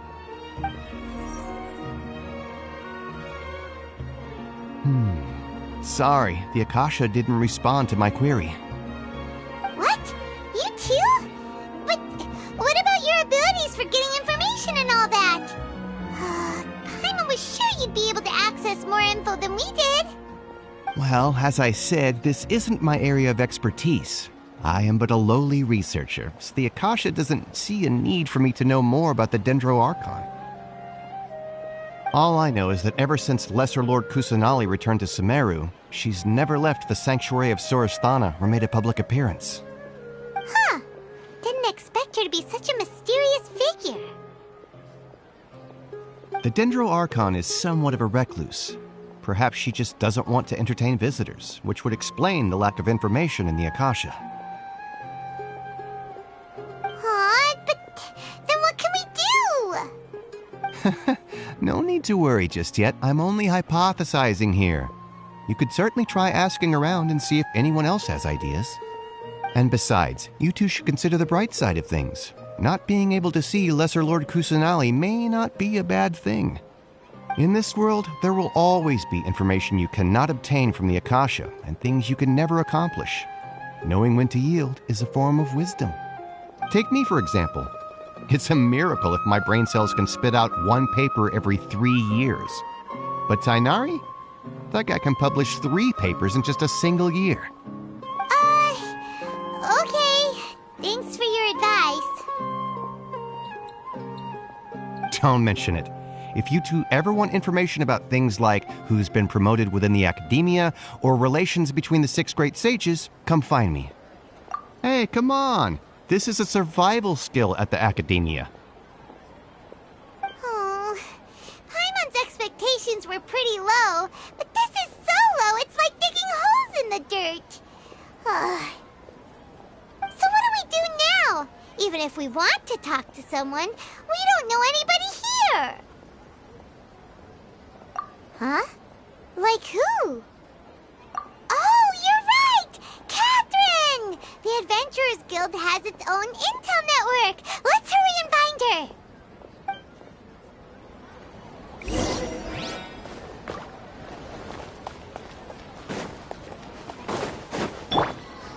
The wind rises. Ad Astra Abyssosk. Hello, Traveler and Paimon. Catherine, we need your help with something. Understood. The Adventurers Guild is always ready to serve you. With what do you require assistance? We want to meet with Lesser Lord Kusanali. Do you know a way we can do that? You two wish to meet with Sumeru's Archon. Understood.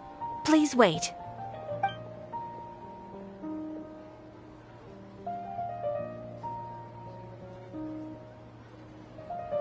I apologize, but I am unable to call up any relevant information in the Akasha. I'm also unable to locate any pertinent information in my personal memory. Aww, another dead end. Well, If Catherine can't help us, then we really don't know anyone else to ask now. Please do not worry. I may know of someone who can help you two. In Sumeru, the Adventurers Guild does not serve as the vanguard of information. Rather, there are numerous active mercenary groups collectively known as the Eremites.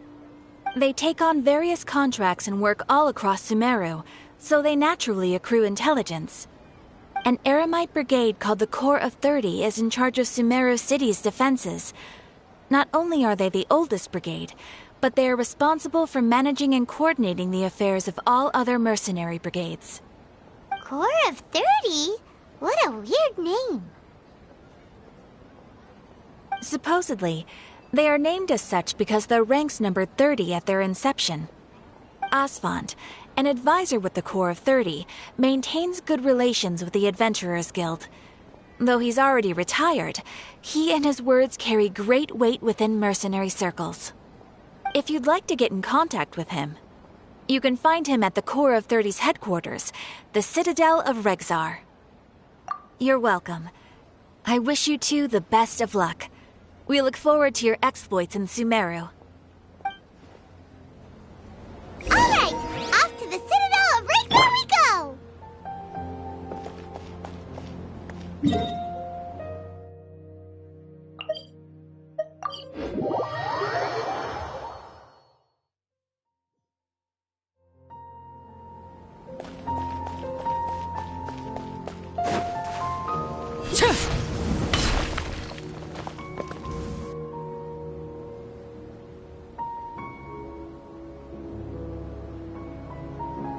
Welcome.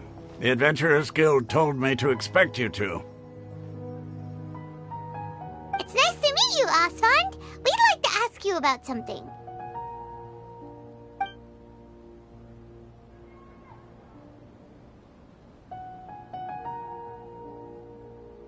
I see. So, Catherine's the one who sent you this way. Ha! It's true that the Eremites' network is vast, but even I can't help you meet the Dendro Archon. Wait, seriously? That's it? Afraid so. The Eremites aren't terribly religious, so we don't know much about divinities. As far as the Akasha goes, we can access even less than you. We originally came from the desert. The gods there died off long ago. Since those days, we've used our own two hands to carve out a living. We don't beg gods for their aid. It isn't just us, though. If you ask me, I think most in Sumeru aren't interested in Lesser Lord Kusanali. Oh? Why's that? Just take the Academia, for example. They're the ones who truly rule Sumeru. Although they believe in gods, most of them only care for the late Greater Lord Rugurdevada. In their eyes, she was the one who founded Sumeru and gifted us with the Akasha. Lesser Lord Kusanali just happened to inherit her legacy.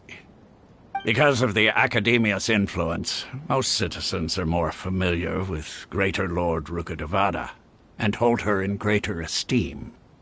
Not to mention that Lesser Lord Kusanali never makes an appearance, and the Academia never announces anything about her. As far as the people of Sumeru are concerned, she's just a god that exists. And that's all. Really? Aw. After hearing all of that, Paimon sort of feels bad for Lesser Lord Kusanali. Ha! But who knows? We're all just guessing when it comes down to it. Besides, I'm sure the God of Wisdom doesn't worry about her reputation among people like us. All right. Well, thanks for the info, Osfond. No problem. Always happy to help out the Adventurers Guild.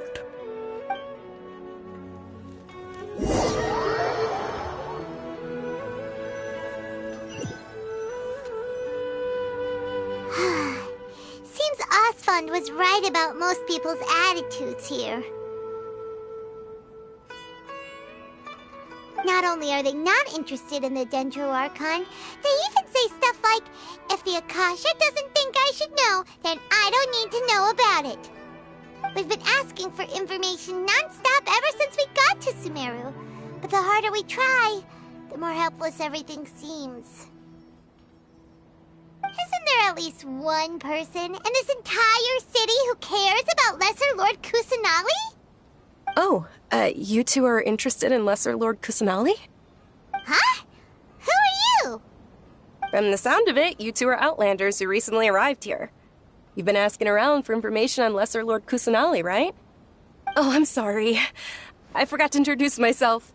I'm Dunyarzad, one of Lesser Lord Kusanali's faithful followers. Whoa, really? Then do you know how we can meet with her? I'm afraid I can't help you with that. But your conversation earlier did happen to remind me of a legend about the Dendro Archon. Sure. It goes like this. Long, long ago, there was a man who heard a prophecy. It predicted that a great calamity was about to befall him.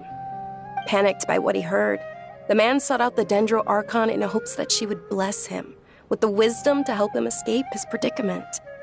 The man journeyed across deserts and through rainforests and experienced tribulations of every kind.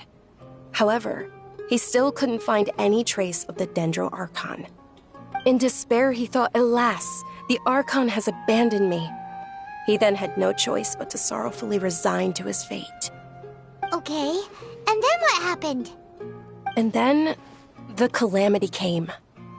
But to his own surprise, the man felt somehow emboldened by the trials of his journey. By relying on his own strength, he managed to overcome the adversity. At that moment, a bird perched upon his shoulder. This bird was, in fact, an avatar of the Dendro Archon. She said, "O Archon Seeker, do you now understand? She and her wisdom have long been found by you. Along your journey, we were in every flower and blade of grass, every ray of sparkling sun, and every breath of dancing wind.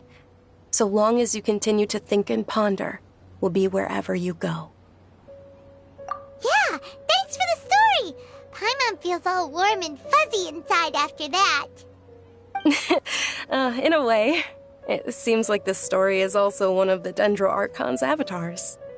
Dunyarzad, since you worship Lesser Lord Kusanali, can you tell us anything else about her? Of course. So did you two know that, I'm terribly sorry, but it seems something's come up now. Let's chat another day.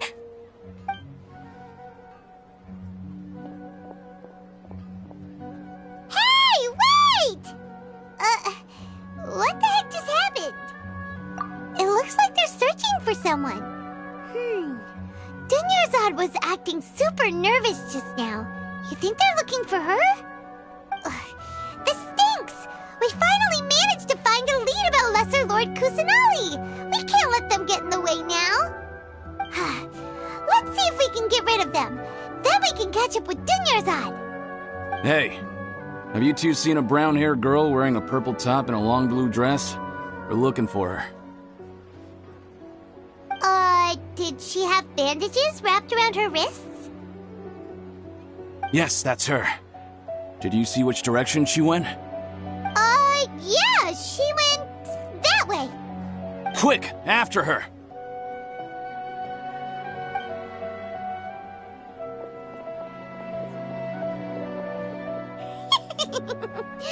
That should keep him busy for a while. Let's hurry and find Dunyarzad.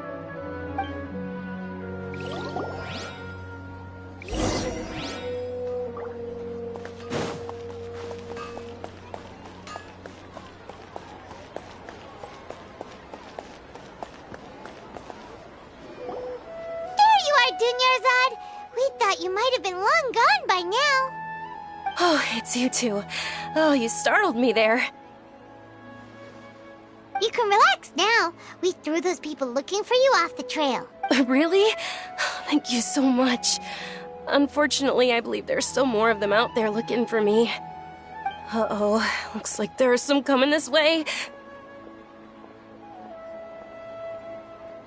Huh? then what are we standing here for? Run! No, wait, my body isn't in the best shape. It's difficult for me to run. Okay, sounds good. There's a tavern on the other side of the port we can go to. They probably wouldn't expect me to hide in a place like that. All right, let's move out. Stay behind us. We'll keep an eye out for anyone looking for you.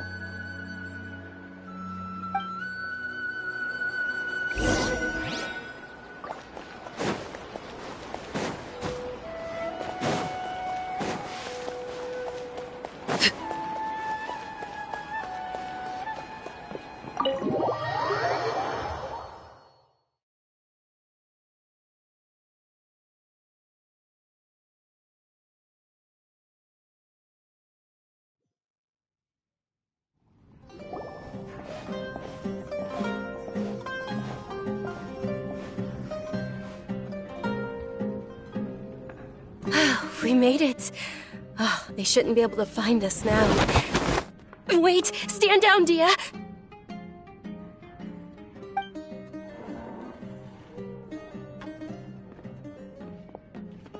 My lady, who are these two?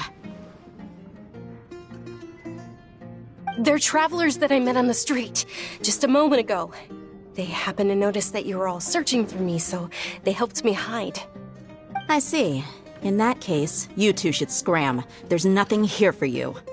Wait a sec! Who the heck are you? And why are you shooing us away? I'm Miss Dunyarzad's bodyguard, here to see that she returns home safe and sound. My lady, let's get going. You've been gone for so long that your parents are worrying themselves sick. And if I refuse to go with you? It'd be easier for the both of us if you cooperated. But if you insist on not going, then I'll have to carry you like a sack of potatoes. Hey! Dunyarzad already said she doesn't want to go back. Why are you still pushing her? Stay out of this. You don't understand the situation. Sorry, my lady. Even though I'm your bodyguard, your parents are my employers. I have to answer to them. How much? Wait, what? How much more do I have to pay you to become your employer? So you never listen to my parents ever again. Double? A triple? Give me some time and I'll get that much. My lady, this isn't about Mora. I don't know what you think of us Eremites, but let me say this. I like Mora, but I'll never go against my principles. That's why I'm here looking for you. Sure, it's an order from my employer, but my conscience was also telling me it's the right thing to do. And knowing your health, carelessly running around like this is gonna hurt ya. For the sake of those who love you, don't be stubborn. No, you're wrong. I'm aware of my limits and I know what I'm doing. Honestly, the only people being stubborn right now are my parents. And I know perfectly well that it makes no difference if I'm at home or not. They still won't accept reality. And every time I bring this up, they just change the subject. Dia, you've been living with us a long time already. This should be old news to you. Dia, I know it hasn't been easy for Mother and Father, and I'm grateful for everything they've done for me. But there's someone else in this world I'm also grateful to. Because she saved me. The love I have for her is the same I have for my parents. This is my life and my last chance. So I want to do something meaningful.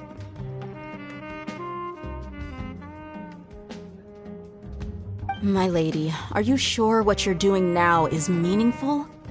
Yes, I'm sure. At least, it is to me. Fine, I won't ask you to return home anymore. But let me make something very clear. I'm only doing this because I respect your determination, not because I agree with you. Thank you, Dia. Sorry for being so rude just now. My nerves were acting up. And I even brought up your payment in such an offensive way. Don't worry about it, my lady. I did say that I like Mora. Besides, that's our next topic of conversation. Today's little excursion caused such a ruckus that every single bodyguard at the estate was deployed. It wouldn't be easy to hide things from your old man. Since this definitely won't be your last escapade, here's a little tip. You should at least make it look like your room and things are still in order when you leave. Also, you'll need someone to cover you for when you're out and about. So, I'll let you hire me, my lady. This way, everyone wins. As for the pay, let's say half of what your father pays me. We can settle the bill when we return to the estate. Okay, deal. Yay! Looks like they've reached an understanding.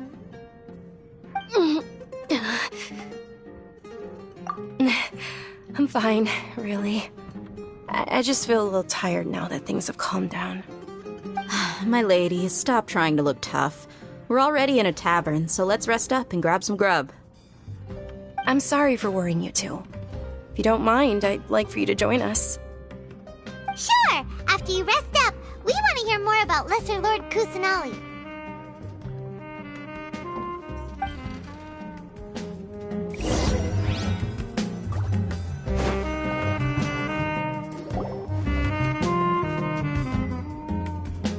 Ha! Well, if it isn't Dia. Haven't seen you in nearly half a year. Word on the street is that you're a bodyguard for the Homayani family now. Ha! Don't you find that kind of work boring? Nah, you get used to it. How about a menu over here? You got it, huh? Isn't this little Miss Homayani herself? We don't get to serve personages like you very often. We'll be sure to prepare our very best. Thank you, sir, but there's no need. I don't have a lot of Mora on me, and I really ought to save as much as I can. But please bring these two the best food you have. They're my new friends, so I want to be a good host for them. Yeah, we're already super grateful for everything you told us about Lesser Lord Kusanali. How about our charcoal-baked Agelenach cakes? They're our signature snack, and they run cheap. Look, other customers over there are eating some now. They look kind of burnt and dry. Paimon will pass. Hey, come on! Paimon has personal preferences too, you know. Dunyarzad, we asked a lot of people when we first arrived, and almost nobody was interested in Lesser Lord Kusanali. So, what made you want to follow her? Well, remember when you asked me if I knew how to meet the Dendro Archon? Even though I don't know how, I think I've actually seen her before. Huh? Really? Yes, it was when I was a child. At the time, my illness had kept me bedridden for the better part of a year. I was stuck inside and couldn't make any friends, and my parents did their best to find treatments for me. But even then, the Akasha didn't have any helpful information. My younger self no longer had any hopes or dreams. One flare-up was so bad that I was in a semi-conscious state for several days. Then one night, I woke up alone in my room. I was terrified. My body was paralyzed. Even if I cried, there was no sound. At that moment, an ethereal voice spoke in my mind. Dunyarzad, don't be scared. You don't have to cry. Dunyarzad, don't be scared. You don't have to cry. Who are you? How do you know my name? How do I explain this? You might not be able to understand, but actually, I know everything about you.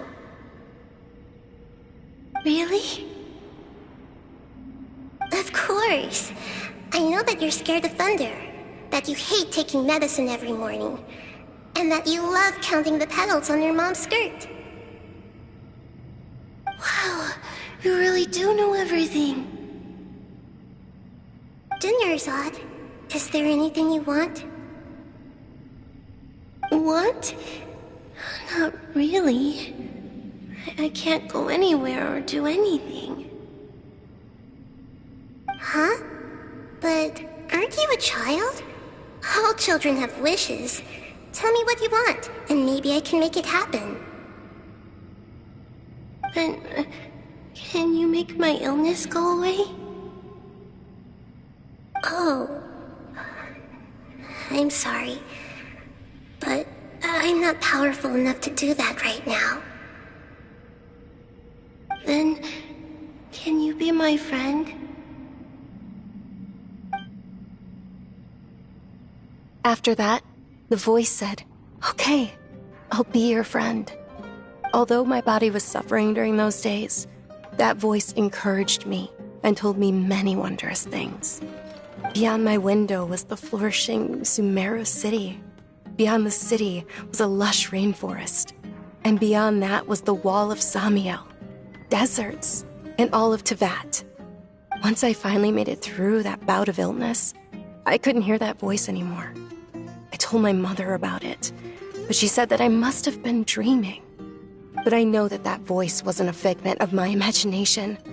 Before that, I had never heard of Tevat.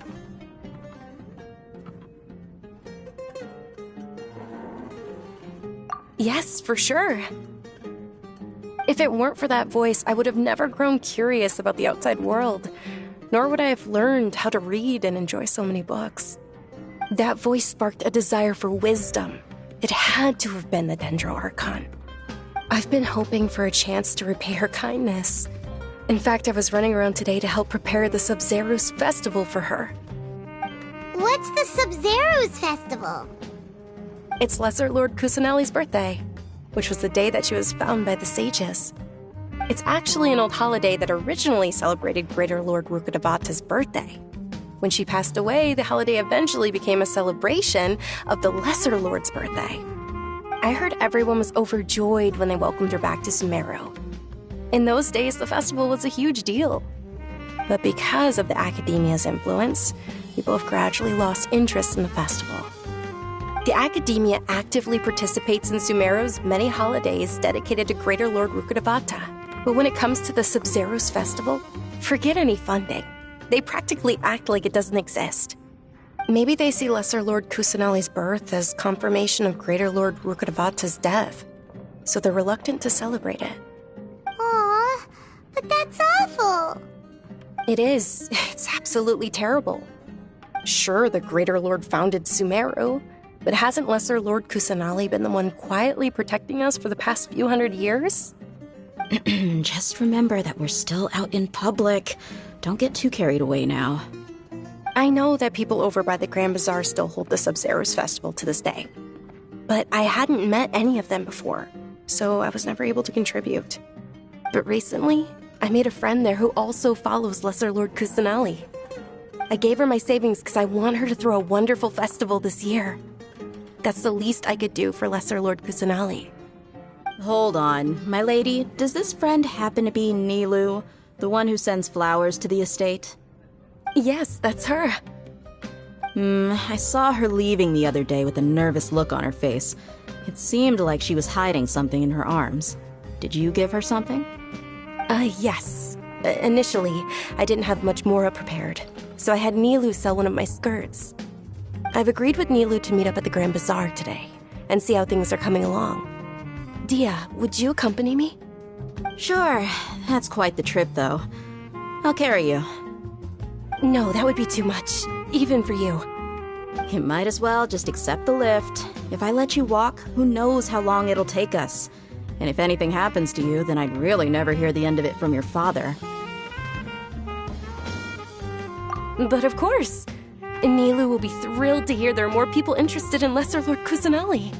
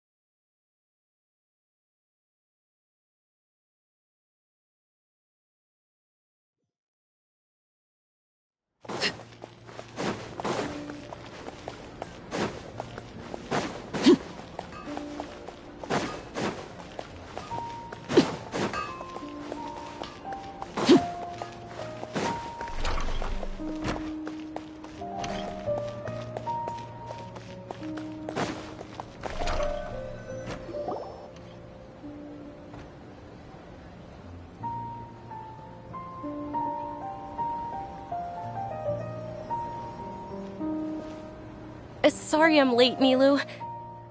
Oh, Dunyarzad. It was taking you so long that I assumed you got trapped at home, but you made it in the end. Uh-oh. But if Dia's here, that means you got caught, right? You could say that, but everything worked out. She's on our side now. Not completely. Oh, and who are these two? Oh, meet the Traveler and Paimon, my two newest friends. They're visitors who just arrived at Sumeru City and are looking for information on Lesser Lord Kusanali. So you're followers from another land? That's wonderful. You two absolutely mustn't miss the Sabzeruz festival. By the way, Dunyarzad, we've already started decorating the Grand Bazaar. It looks spectacular, thanks to your generous contribution. You're very welcome. It's the only thing I could do. Do you still have enough Mora? Probably? But don't sweat it. We've already finished renovating the stage. Come on, I'll show you.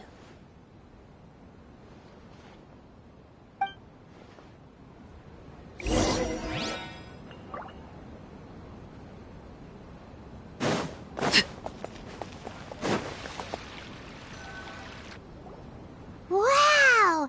This place is amazing! Not bad. Last time I was here, the stairs were full of holes. The stairs were nothing. A little while ago, we discovered that the tree above the stage had a huge chunk of bark ready to fall off. Mr. Zubair was worried sick. We reported it to the academia many times, but they never sent anyone to deal with it. We didn't want anything bad happening, so we were going to cancel all the stage performances. Oh, probably because it was the theater asking. The academia looks down on performers like us. They probably think it would be best if the theater closed down completely. We can't let that happen, though. Not only would everyone involved in the theater go hungry, but then we wouldn't be able to hold the Sabzeruz festival anymore. Thank the Dendro Archon for Dunyarzad. With the Mora she gave us, we hired someone to patch up the tree, and we also gave the stage a much-needed makeover. The stage is going to be even prettier when it's festival time. I can't wait for you to see it. And I can't wait to see you on the stage. You've been practicing so long already. It's almost time for your dream to become reality. It's our dream. I'll do my best for the two of us. Nilou, what are you gonna be doing at the festival? She'll be dancing the dance of Sabzeruz, the most important performance at the Sabzeruz festival. Dunyarzad, have you told him the origin of this holiday? I only told them about the Greater Lord and Lesser Lord so far. Okay, then I'll tell you two about how this holiday came to be. According to legend, the Sabzeruz festival was originally the Goddess of Flowers' birthday celebration for the Greater Lord. A long, long time ago, on one of Greater Lord Rukkhadevata's birthdays, her friends threw her a celebratory banquet.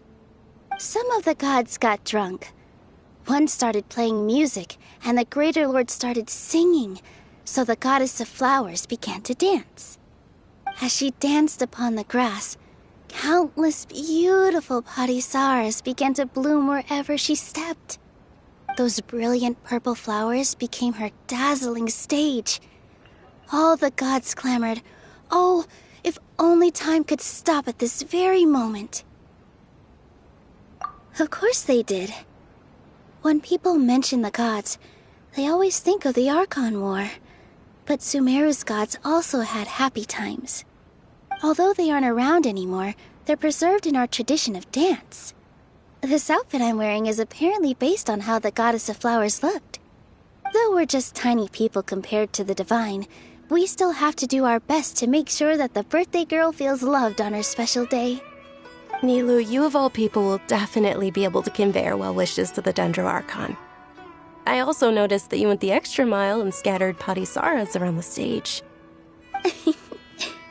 They symbolize the Goddess of Flowers, after all. It's just a shame that all the real parisaras went extinct after her death. Yeah.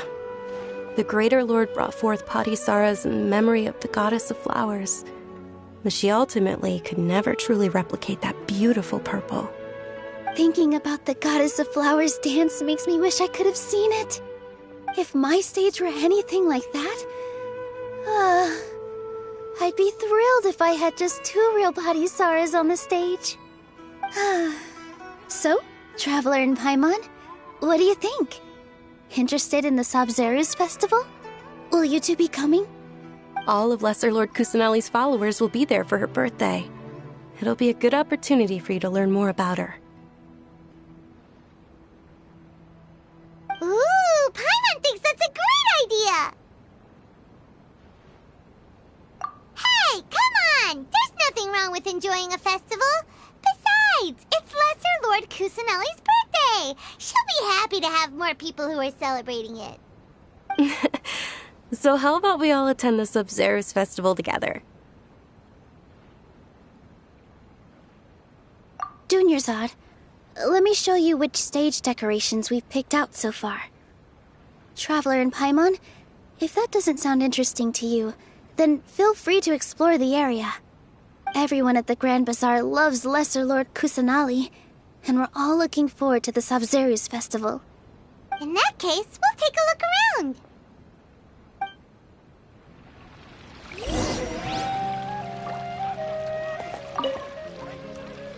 Whoa!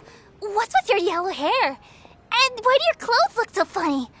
Are you an Outlander? Did you know that the Sabzeruz festival is about to happen? There'll be loads of fun things to do at the festival. But the best part is when Ferris, the Knight of Flowers, passes out candy to everyone.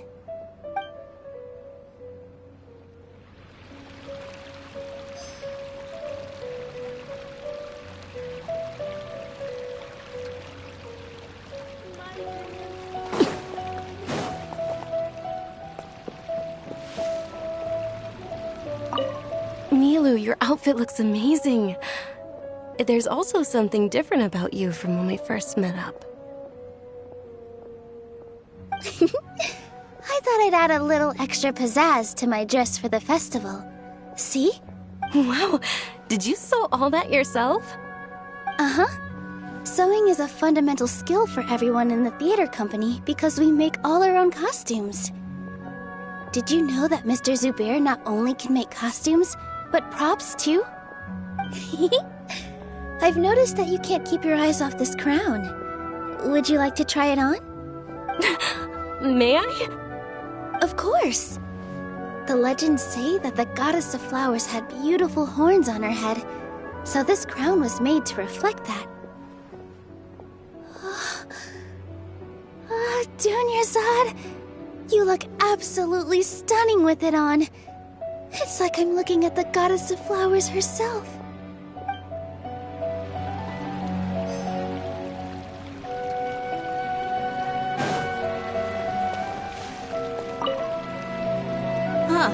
Revamping the stage for the festival couldn't have been easy, that's for sure. I bet this year's festival will be one to remember.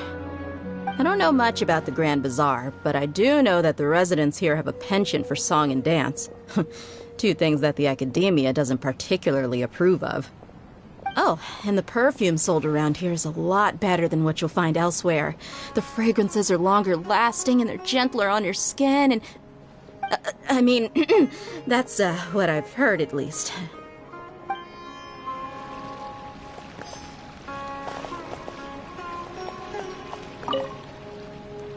Things are really shaping up, and there's a buzz around the festival this year. We're expecting people from all over to come by this year and buy things during the festivities. Don't be fooled into thinking that Sumeru City has the best of everything. Some festival snacks are only offered here in the Grand Bazaar. And when it comes to musicians, dancers, or singers, the Grand Bazaar's got the best of the best. Sure, those folks at the academia might not like it, but what's a festival without song and dance?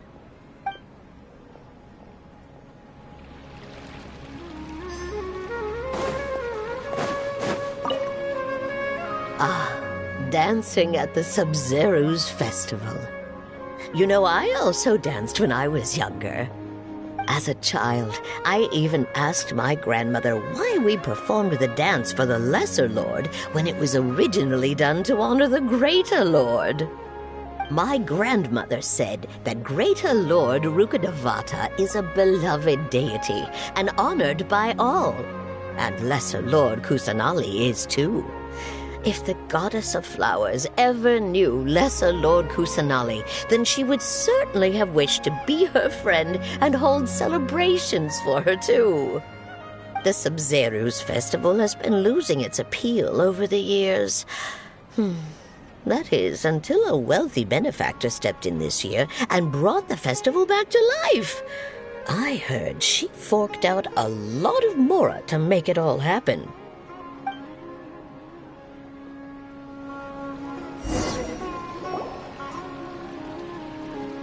Hey!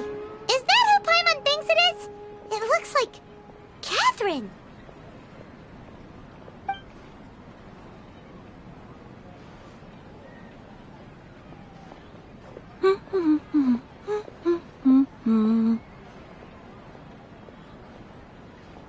Huh. Come to think of it, Paimon's only ever seen her behind the counter at the Adventurers Guild. This is the first time we've ever seen her taking a break. Hey, Catherine! Huh? Oh, hey! It's the Traveler and Paimon! What's shaken? Whoa. Break time Catherine sure sounds a lot less formal than usual. Paimon was still waiting for her to say Ad Astra Abyssosk. Sure. Standing behind the counter at the Adventurers Guild doesn't require any complicated functions. But saying and doing the same old things over and over again can get pretty monotonous. Like watching the same Fontaine movie day after day. But take you two, for example. You travel across Teyvat to enrich your lives and gain new experiences. Well, we enjoy traveling across Teyvat and all that, but we're mainly looking for clues about her brother. Yes, you should keep searching. Sometimes the answers we're looking for aren't necessarily at our intended destination. Instead, they're found along the way. Huh. Haven't we heard someone say something pretty similar recently? Anyways, what brings you out here, Catherine? No, not particularly. I guess you could say that I'm loving the recent atmosphere here. If festivals bring happiness to everyone, then that's where their true value lies. Oh, it looks like it's about time for me to be heading back now. Alright, we'll see you next time at the Adventurers Guild. Oh, by the way, thanks for connecting us with the Eremites.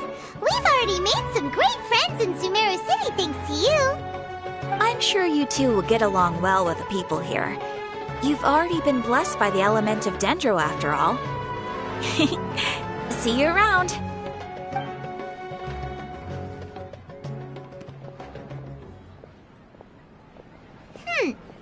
There's something really different about Catherine today. Hey, Traveler. Paimon. Oh, hey, Dia. What's going on? I've got something to tell ya. My lady knows you're looking for ways to meet Lesser Lord Kusanali, and she's been trying to come up with a way to help you. Well, I have an idea that might help. Are you serious? We'd love that! It might not necessarily pan out, so don't get your hopes up too much. I'll need to take you two somewhere and ask someone some questions. My lady is feeling a little worn out at the moment. Nilu's found a place for her to rest. After I take my lady home, let's meet in front of the Citadel of Regzar. Sounds like a plan! Let's head over to the Citadel of Regzar and wait for Dia! It's so great to have shiny toys anywhere. Welcome! Get your spices here. We've got all kinds. Shoots is the best stall in the whole.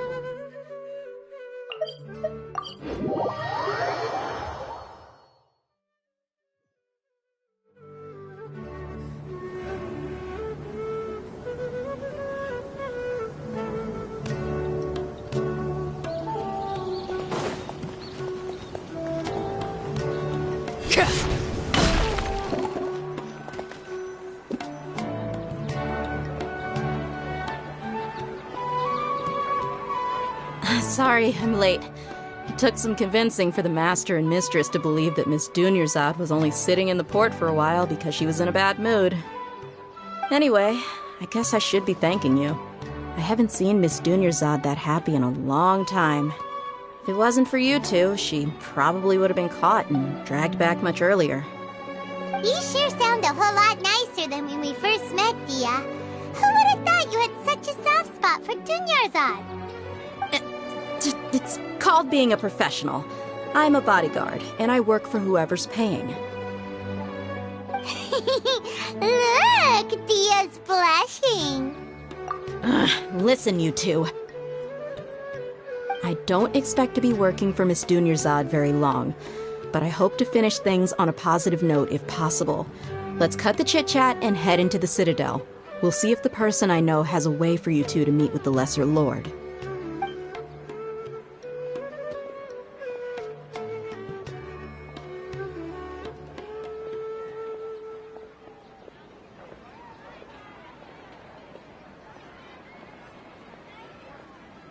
Oh, hey, Chief. Ha, Dia! What are you doing here? And well, didn't expect to see you three together. I take it you all know each other already? Mm-hmm. We met this morning after the Adventurers Guild pointed us to Ozfon for more info. No kidding. So, where's Ruksha? I thought I'd help these two out by asking about the theft. Anything you can tell him? Ruksha's gone over to the Academia. The Grand Sage recently ordered Sumeru City to begin bolstering its defenses, so people from all over have been called back to the city. Since you've already mentioned the theft, I suppose I might as well tell him what we know. Appreciate it, Chief. Theft? Sorry, what the heck are you guys talking about? Just recently, the Academia lost something, and there's a chance the item is connected with the Dendro Archon. This case might just somehow help you in meeting her. I suppose that's one way to look at it. But if you ask me, the case is more about the Academia than anything else. Let me fill you in. The Academia recently sent a convoy to pick up an important package from Aru village. Word got out, and the convoy was robbed on its way back.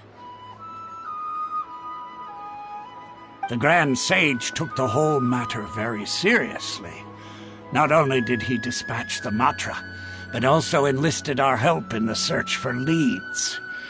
All we know so far is that whatever was stolen is currently in Port Ormos. You two have heard of Port Ormos, haven't you? It's the largest commercial port in all of Sumeru. You can travel there by leaving Sumeru City and heading south along the river. The Academia's grip isn't long enough to reach all the way to Port Ormos, so the city's a little more laid back, meaning the population's also a mixed bag. You never know who you'll meet there.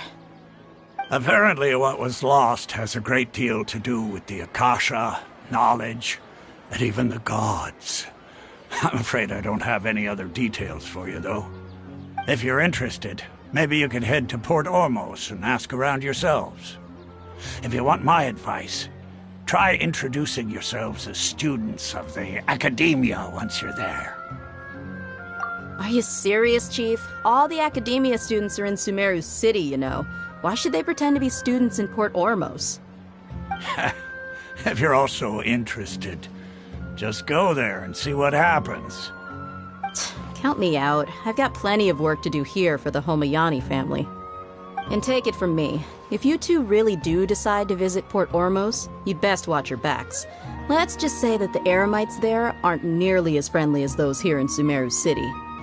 There are even some extremists who go around shouting slogans like, "Retake Sumeru for King Deshret."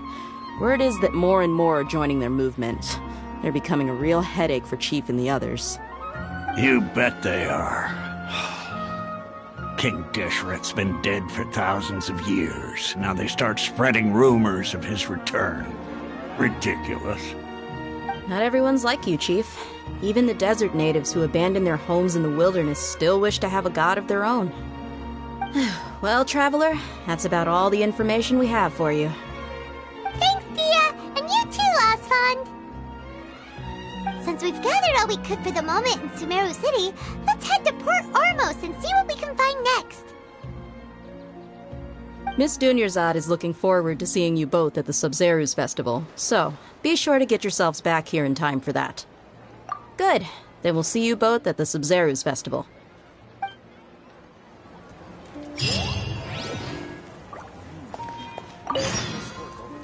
It's been a while since I visited the Citadel of Regzar.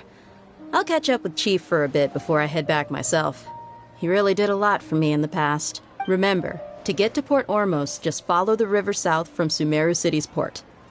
Just be sure to take care of yourselves out there. We'll meet again at the Sub-Zeru's festival.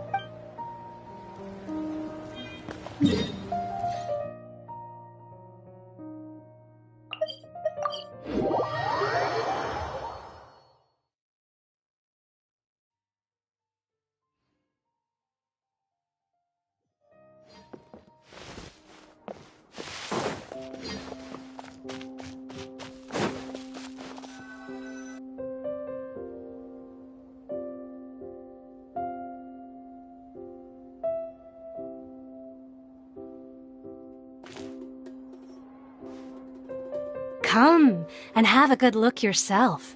Traditional spices of the highest quality, made with pride and experience. You've got a deal. I can't thank you enough for always looking after my business. Believe me, I'm not making this up. Several Eremite mercenary groups are nearly in open conflict, but does the core of 30 care? And that's not all. Did you know that... Wow! Talk about hurly-burly! This place is busy! Guess that's only to be expected for the largest port in Sumeru. Maybe it's because of what Dia told us earlier, but Paimon can't seem to shake the feeling that there's also danger lurking in these crowds. Ooh. Let's get our bearings so we can start looking for leads. We know that whatever the Academia lost is related to the gods. But other than that, we don't have much else to go on. Osfund told us to try posing as Academia students while asking around. Paimon checked the Akasha on the way here, and the Academia doesn't seem to have any research facilities in Port Ormos. Paimon doesn't get it. Won't we look even more suspicious going around saying we're Academia students and asking about the stolen item? Well, given all the people that come through here every day, if there's any information to be found, Paimon bets we could find it in the market. Let's ask around and see what we come up with.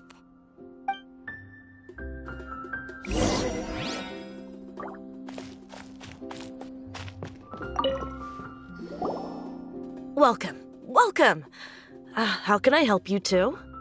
Hi there. We would like to ask you a question. Do students from the Academia ever come to Port Ormos?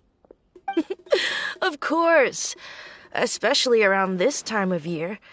Students from Sumeru City that are about to graduate often come to Port Ormos to cut loose a little. Many people often talk about how hard it is to get accepted into the Academia, let alone graduate. But those who finish their studies and go on to become full-time researchers at the Academia have it even harder. Sure, we may not be Sumeru City, but Port Ormos offers beautiful scenery and a stress-free environment. Some even say it's good luck to come to Port Ormos, so students and researchers come flocking here when things get to be too much at the Academia. You see over there? Those are students from the Academia. They've been looking worried and miserable ever since they got here a few days ago. If you ask me, the life of a merchant is better. So long as the Akasha teaches us what we need, then life is good. Those students seem to be discussing something. Let's see if we can listen in.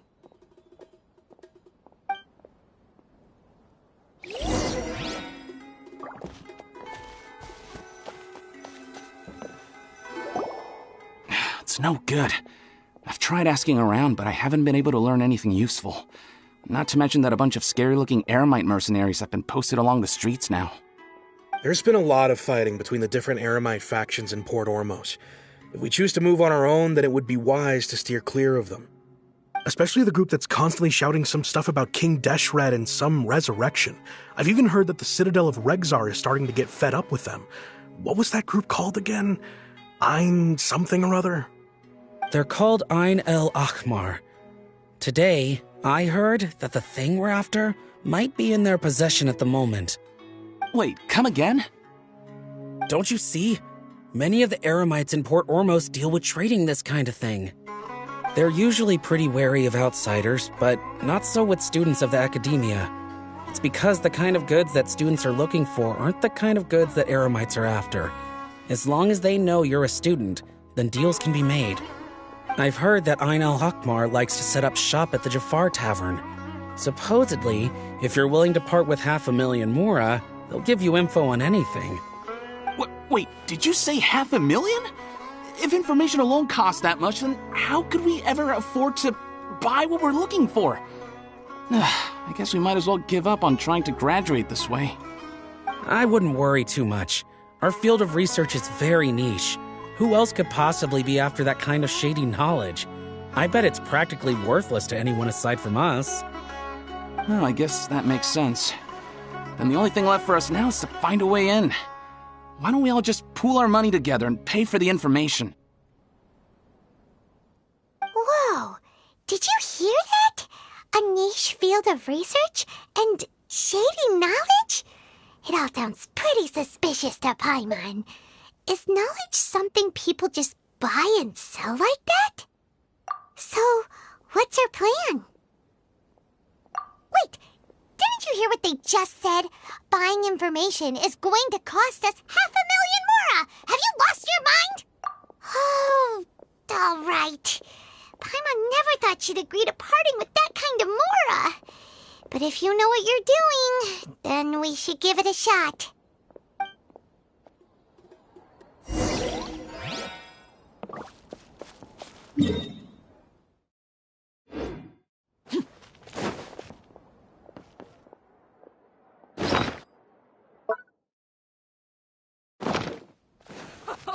He will pay the price one day.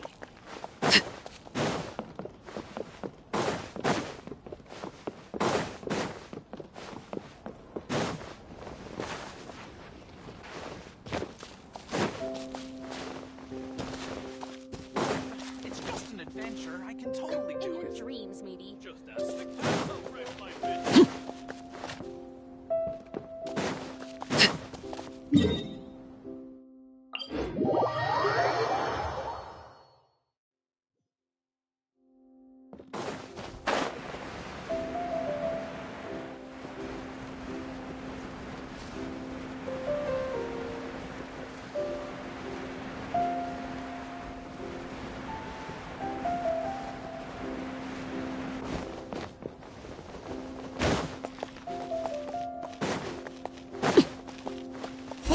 Place we heard those students talking about.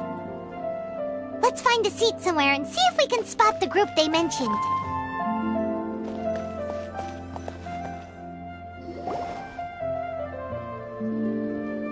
Oh, you've arrived.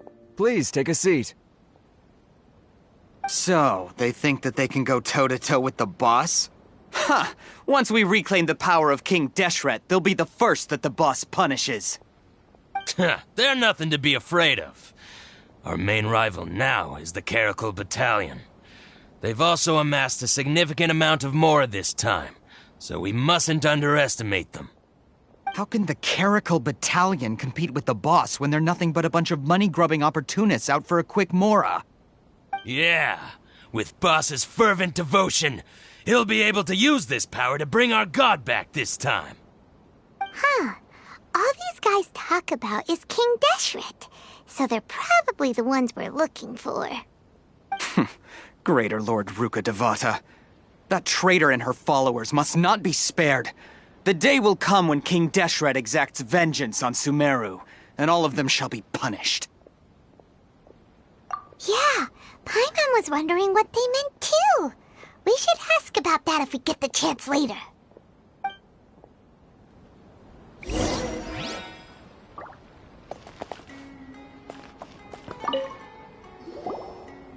Huh? Who are you? What do you want? A student? Huh. What's a student from Sumeru City doing in Port Ormos? Ah, well, if it's info you want, you've come to the right place. The question is, can you afford it? Huh? What is this, some kind of joke? Oh! Sorry! She must have grabbed the wrong amount! Hey, what do you think you're doing? Oh, Paimon can't stand to see so much more go. But there's no other choice right now. Here, this is the merchant's address. Whatever you're looking for, you'll find it there. Hmm? Well, what are you waiting for? Oh, that's right! We heard you mention King Deshret just now. We're actually interested to know more because we're, archaeology students!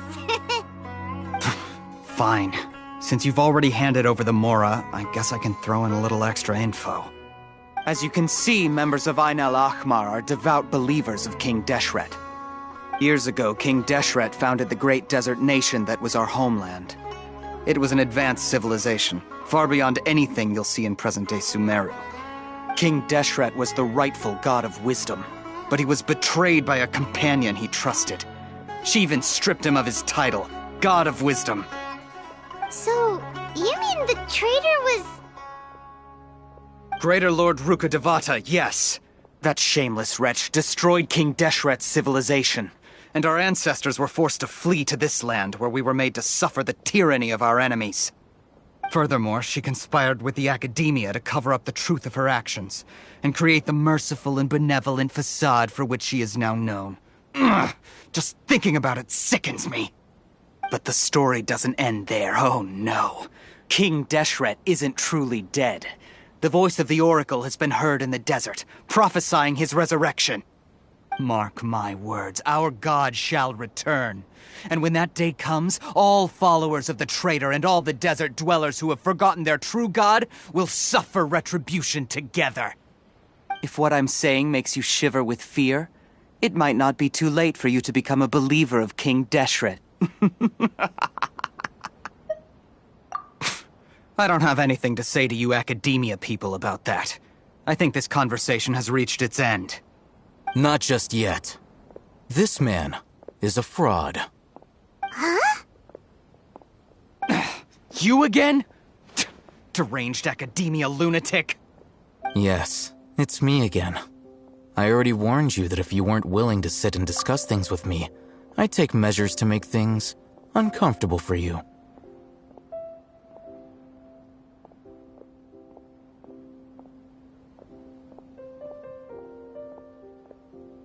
Listen to me. That address he gave you is fake. Or at least, you won't find a merchant waiting for you there. This group has been boasting all around that they can provide information on a certain item as a means of luring people into their territory. Once you show up, they keep up the act until they have hard evidence that you want to purchase said item. Then they use that to squeeze you for all the Mora you're worth. Hey! Shut it, Al-Haytham! What are you playing at, trying to ruin our business like this, hmm? I told you the other day. I wish to discuss my terms with your boss. Ha!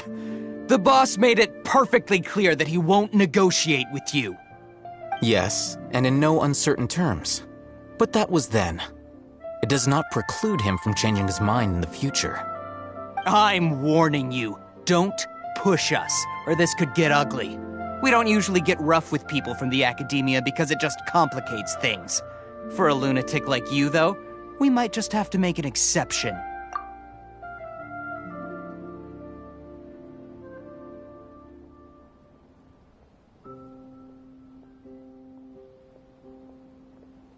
If you're suggesting that we escalate this from a verbal exchange to a physical one, I accept.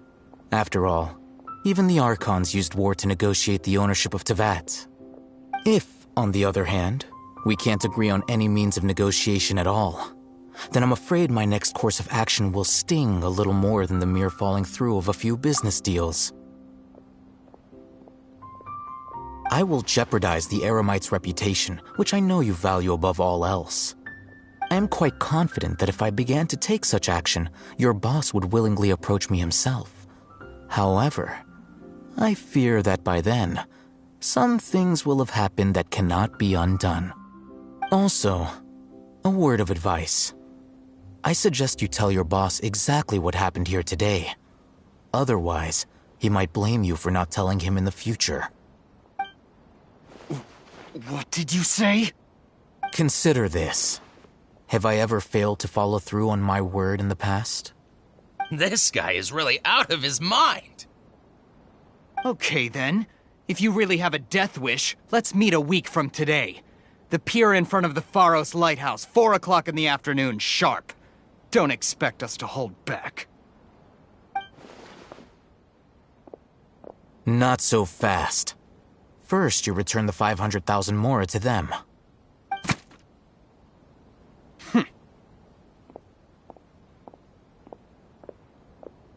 Please, I beg you, don't provoke them. We can't afford any trouble with this crowd. They haven't even paid for their food yet. Ah, Mr. Iman. There appears to be fewer staff in the restaurant recently. This wouldn't happen to be because they're all busy spreading the word to the students, would it? Well... Someone who chooses to do business with a group like that really can't afford to get so flustered the instant someone confronts them about it. Consider the meal compensation for our silence. I'd say you're getting an excellent deal. Whoa, did you see that? He not only got us our Mora back, but sent the Emirites running too! Plus, he seems to know a lot about what's going on around here. Let's catch up with him and ask some questions. He went that way! After him! It's just the shipping schedule.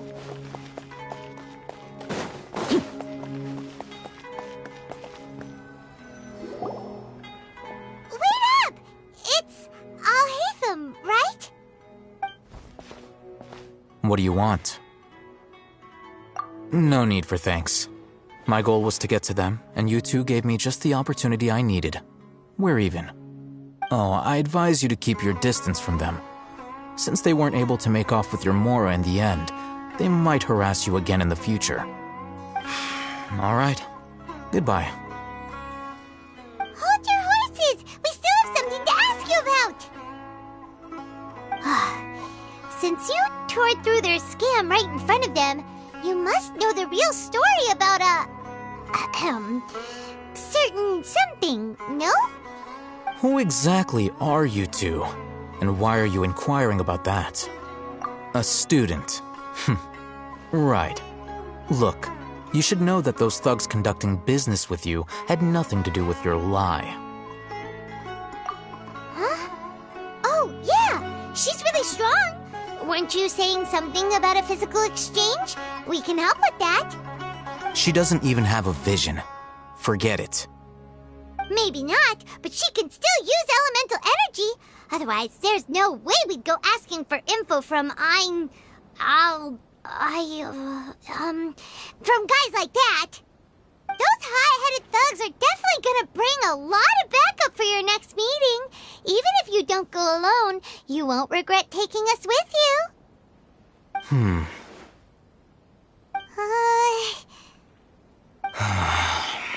All right. I accept. Got a pen and paper? If you're searching for someone who sells that kind of merchandise, I'll give you one of their addresses, and you can try your luck. We'll reconvene at the appointed time by the pier. It doesn't matter if you show up or not. So, since you were happy to give us this merchant's information, does that mean you can tell us exactly what we're after? You were willing to part with 500,000 mora for something and you didn't even know what it was? Okay. Well, if you truly are as skilled as you claim, then you can beat the answer out of them when they become hostile. Look, if you've been making inquiries, then you have to know something by now. Tell me what you know so far, so I don't waste time repeating information. We know it's connected to the academia somehow, and that not only do the Eremites deal in it, but some students want to get a hold of it too. What else? You know almost everything there is to know, but you're unable to compile this information because you've never seen the object before. This is what you've been looking for. Huh? Paimon can't tell what it is. It looks like some kind of ornament. This is a knowledge capsule. To put it simply, it's a vessel that can store a fixed quantity of canned knowledge.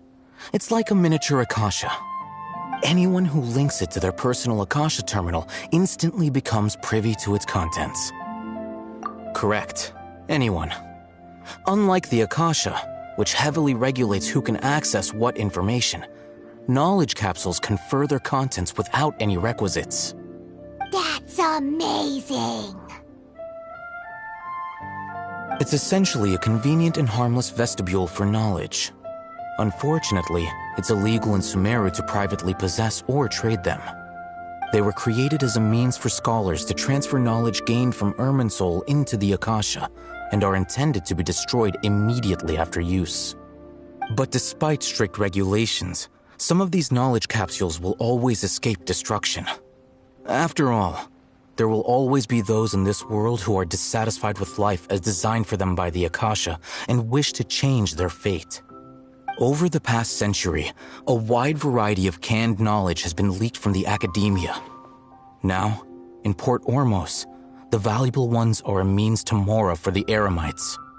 Meanwhile, those which the Eremites deem to be useless to them occasionally prove useful to the common citizens and hapless academia students. Well, I think that about sums it up. Ah, so that's your true objective. With our current arrangement, I don't believe I can offer an answer. You're still resolved. Fine. Let's talk somewhere with fewer people.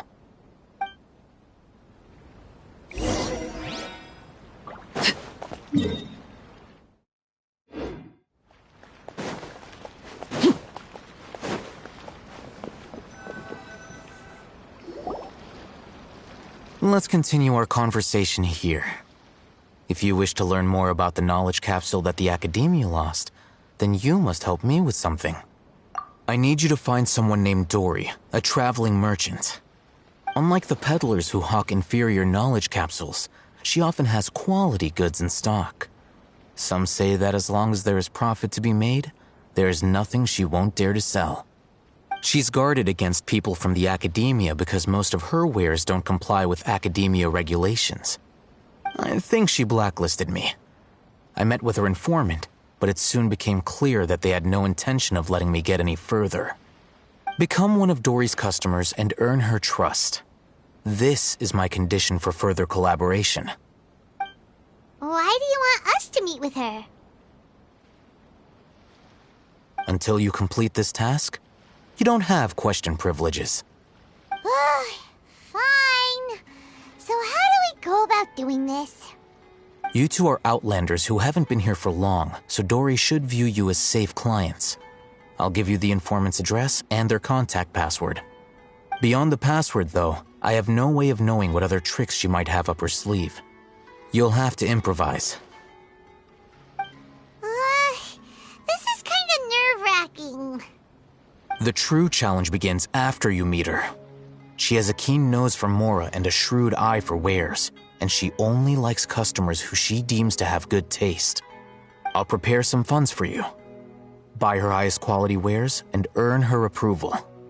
What? We only just saw a knowledge capsule for the first time! We don't know how to tell which ones are good and which ones are bad. Is that something we can learn quickly? That's true. Have you two heard of elemental sight? Oh? That's a surprise. Guess I'll have to hold you in higher regard. Anyway, that ability should resolve your issue.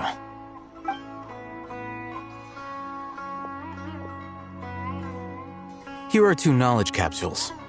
Tell me, can you detect any difference in their quality?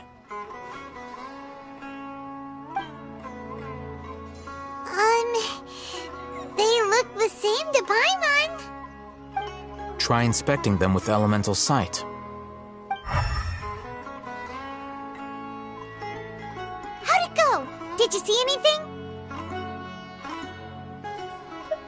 Rumor has it that higher quality knowledge capsules generally appear brighter when viewed through elemental sight. That's because knowledge originates from Irminsul, the root of Dendro power itself. The more powerful the knowledge, the richer it is in Dendro energy. However, some canned knowledge with a high concentration of elemental energy is of little use in contemporary times, so those capsules are of little value. Using elemental sight is merely a stopgap measure, but it should suffice for earning Dory's trust.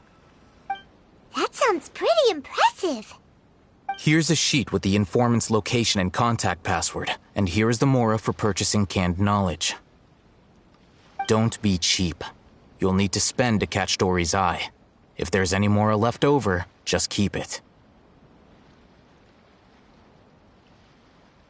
Oh, and be sure to exercise some caution.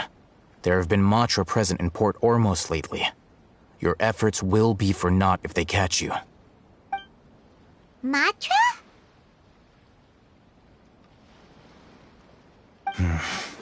They belong to the Academia's regulatory body.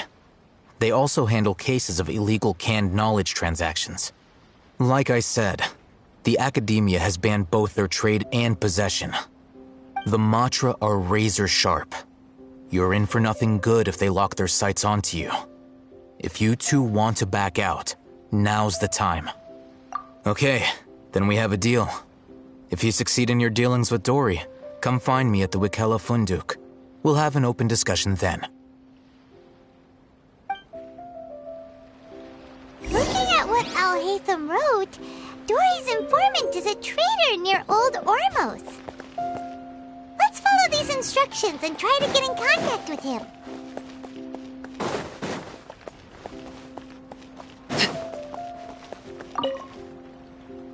Hello. What are you two looking to buy? Wait, are you sure you're remembering that right? Paimon doesn't think it was that on the paper. What a unique palate. We have unripe horror fruits, but we usually keep them in the back. I'll have someone escort you. Following the paper got us past the first round. Ronak, these two want to buy unripe horror fruits. Show them to the warehouse. Got it. You two, please follow me. You two have a fascinating fashion sense. We haven't seen a customer wearing a Sumeru rose for quite some time. Hold on. Let me think. Sumeru rose means common merch. No, look again. We're obviously wearing morning flowers. Ah, my mistake. I do apologize. Whew.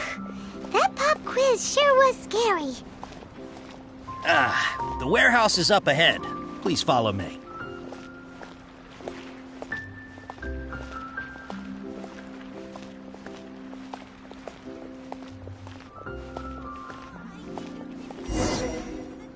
Before I retrieve your products, I need to confirm a few things. Please forgive me, but we may not have sufficient stock for you today. Earlier, many of our hara fruits were taken by mice.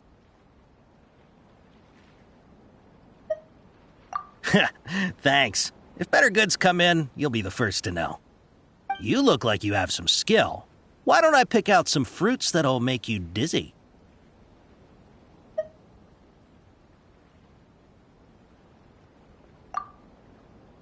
No, that's not it. The paper said that heat stroke is the answer to erudition. Ugh, eating something that causes heat stroke sounds horrifying. I'm sorry. But as things currently stand, we won't be able to fulfill your order. Why don't you two think things over? He's cautious of us. Let's take a closer look at the paper that Al-Haytham gave us.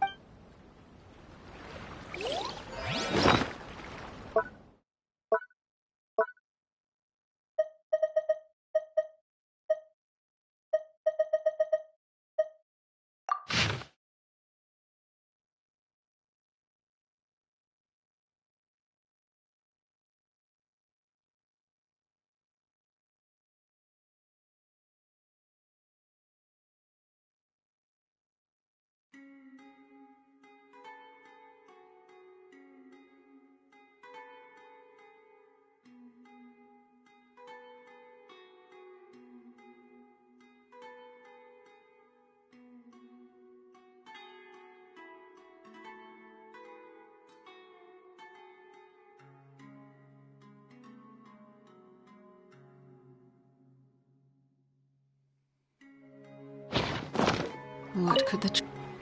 Before I retrieve your products, please forgive me, but we may not have sufficient stock for you today. Earlier, many of our hara fruits were taken by mine. Thanks. You look like you have some skill.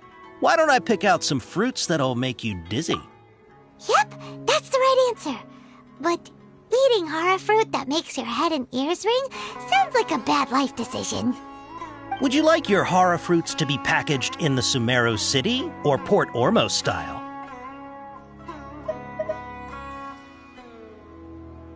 Wow, you two sure are generous customers. We'll be sure to package your products beautifully. Okay, everything has been confirmed. Miss Dory is waiting for you up at... Shoot! It's the Matra! Run! What? The Matra? Where? I'll hate them said we're done for if they catch us. We gotta get out of here.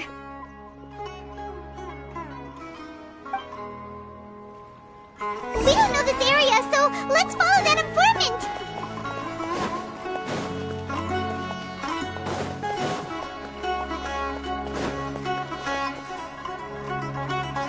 He ran that way.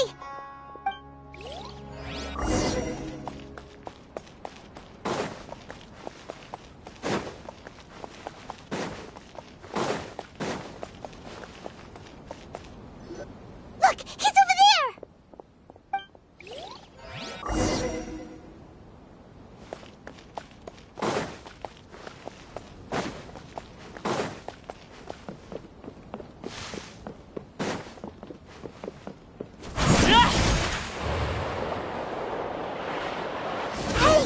If you're hiding from the Rishbaland tiger, come this way! Another password! Huh? Oh, that voice came from behind the building on the right!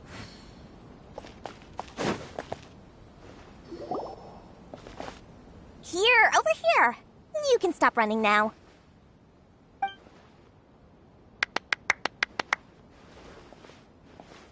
So you were the one who was calling out to us just now. But, are we definitely gonna be safe here? These two good customers wish to buy some hara fruit, Miss Dory. And if there's nothing else, I'll just excuse myself. Oh, very good. Thank you. Huh? Wait, you're Dory? Paimon thought you'd look a whole lot scarier. Hey, what are you trying to say, Princess Pea-Brain? I can be scary enough when I need to be, believe you me. If you don't watch what you say, then you can forget about doing any business. But it seems you two have actually done pretty well so far. Not only did you manage to find the informant, your reactions were also pretty sharp. You don't really look like criminals or anything, but I bet my Mora that you've been involved in some shady dealings, haven't you? Paimon's not sure if that's supposed to be a compliment, but we'll take it. I can't risk doing business with people who start huffing and puffing after just a few paces, no matter how much Mora they might have. Not only will they get caught by the Matra, but they'll also get us into trouble. As decent folks trying to run an honest business, we don't need any of that. Wouldn't you agree? So that's why I prefer to have customers like you. It's your first time here, but don't worry, I won't ask too many questions. Even if you wish to buy enough knowledge capsules to decorate your house with, please, knock yourself out. As long as you have lots of round, shiny Mora, then we're all good. Ah, yes, of course, of course. Go ahead, help yourselves. Voila! Wow, she has a trove of canned knowledge. Whew. She'd probably be in serious trouble if the Matra caught her with all this. What kind of products do you seek, my dear customers?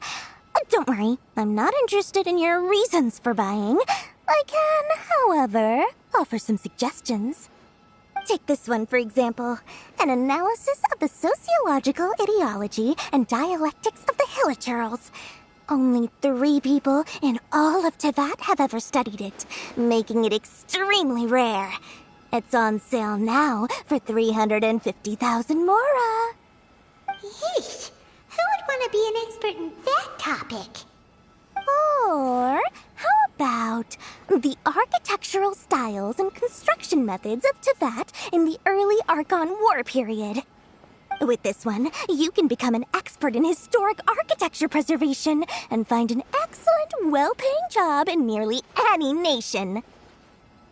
Ooh, now this sounds like it could be useful. 2 million Mora, and it's yours. No discounts. Whoa! That's a lot of Mora! Of course, you are free to pick whatever your heart's desire. The contents and price of each knowledge capsule are indicated in small text on the body of each one, down at the bottom. Alright, let's try the method that Al-Haytham mentioned.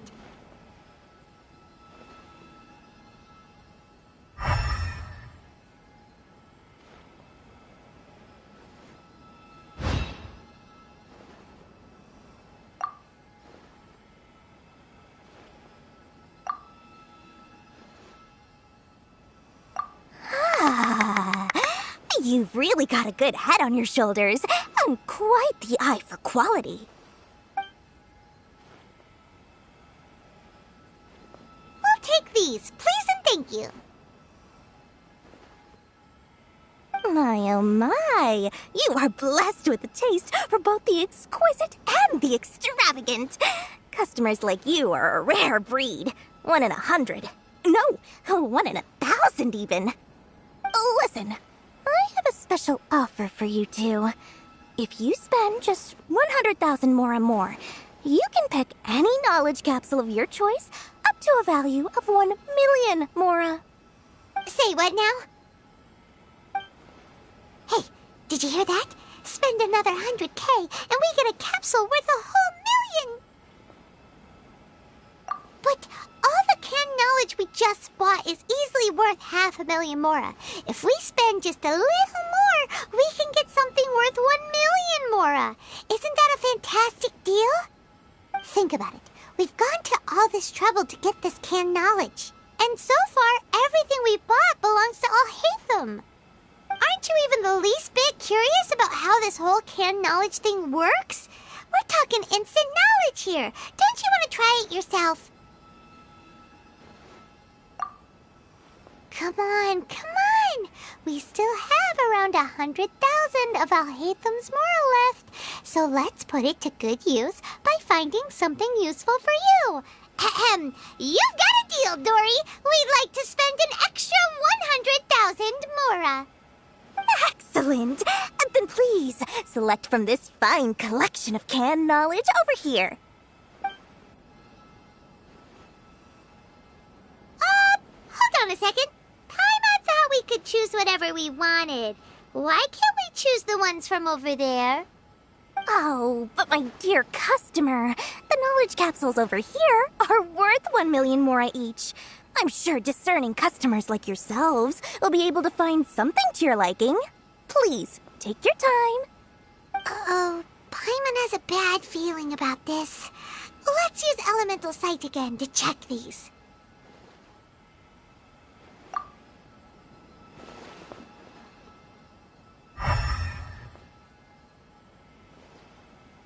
So, what did you see? So, they're all worth about the same amount? Well, anyway, the Mora's already been spent, so let's at least try to find something useful. Let Paimon take a look here. An introduction to traditional Sumeru brewing techniques, the art of growing spices, an overview of ancient runes. Oh, how about this one? Sword Fighting Techniques 8. Not sure we'd ever find volumes 1 through 7, but at least this knowledge should be useful, right? Let's go with this one. Dory, we'll take this one. All right, very good. I'm expecting some new goods in the next couple days, so be sure to check back again soon.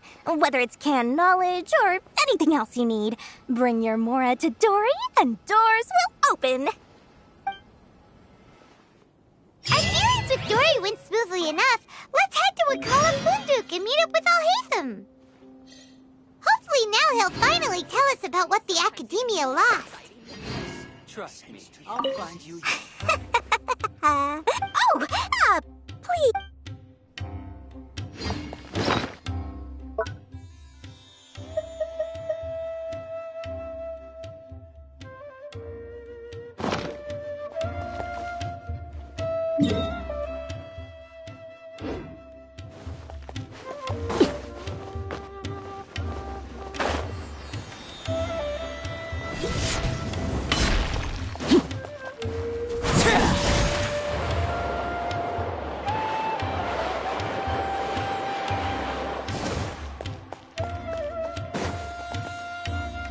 Ha, you two made it.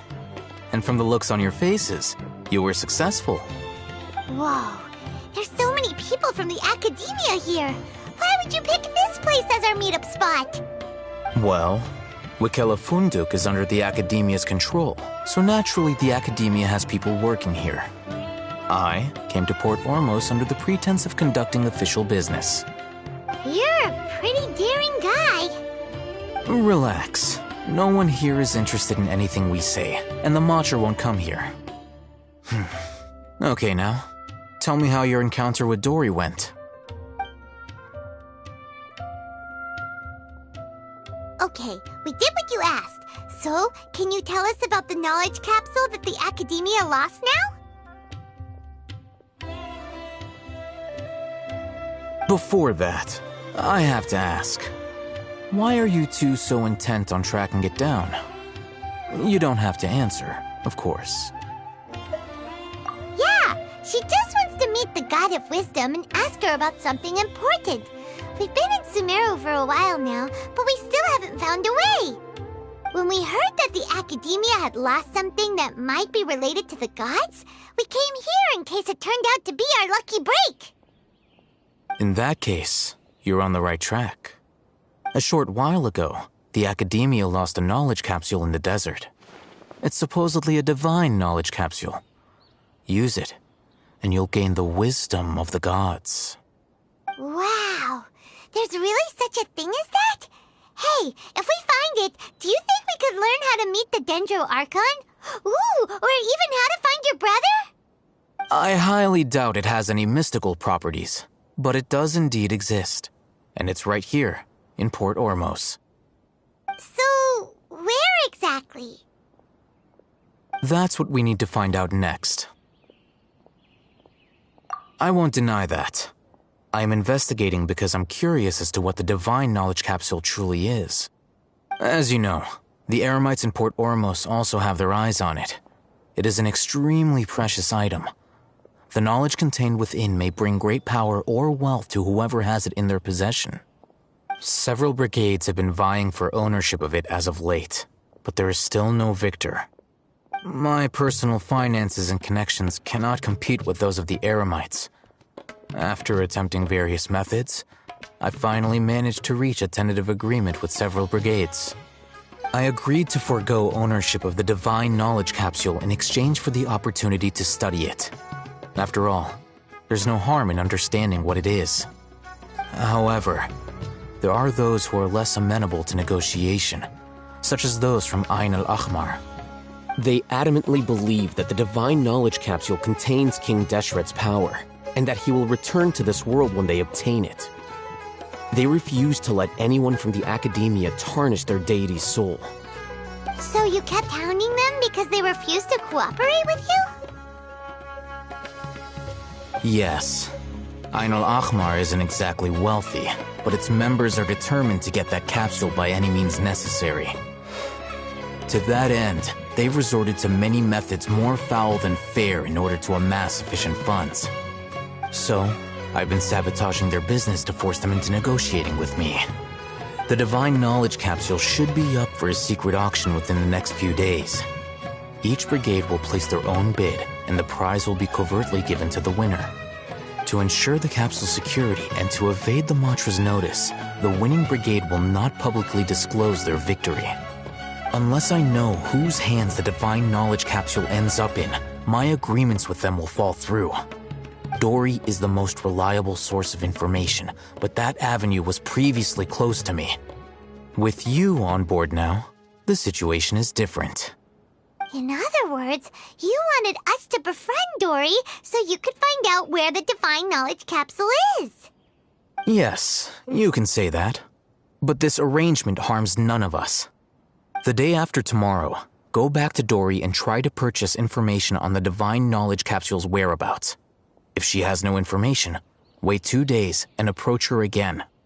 If I get the opportunity to study the Divine Knowledge Capsule, I will relay my findings to you. Will that suffice as compensation? Okay, then we'll meet up in 2 days. Alhaitham, before you go, we actually bought a knowledge capsule for ourselves, but we're not sure how to use it. You two want to try using a knowledge capsule? Sure, I can teach you. Doing so right under the Academia's nose is a bit problematic, though. What do you say we head to the outskirts of town?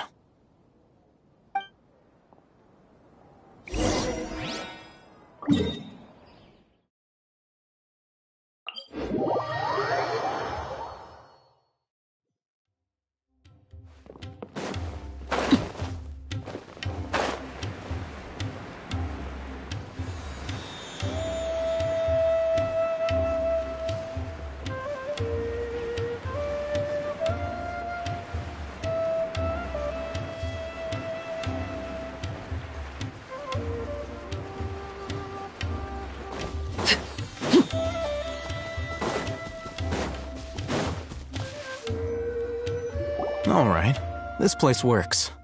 Show me the capsule you purchased. Here. Sword Fighting Techniques 8. Huh. A combat class knowledge capsule. This class is something of a rare find these days, since most have been taken by the Eremites to augment their battle capabilities. Really? Aw, yeah, what a great buy! If you want to determine the efficacy of this capsule, I can evaluate your combat ability. However, effects will likely be minimal if you already possess a high amount of strength. We can conduct a controlled experiment where you fight 2 battles, one before using this knowledge capsule and one after. While you fight, we can use an Akasha terminal to monitor your various physical parameters. There may be variances in your physical strength between the 2 tests, as well as a disparity in your opponent's abilities. But don't worry, I'll run statistical analyses afterward to mitigate any confounding effects. Wow! Alhaitham! You must have been one of those guys at the Academia who got top grades on everything. Paimon's curious about something, though. You definitely weren't one of those students who needed canned knowledge to graduate from the Academia, right? So why are you risking getting caught by the mantra for this capsule? When you are unable to understand a researcher's actions, most cases can be attributed to curiosity. This is but one theory. Sounds like you're trying to avoid the question. All right, let's begin the test. Just fight as you normally do.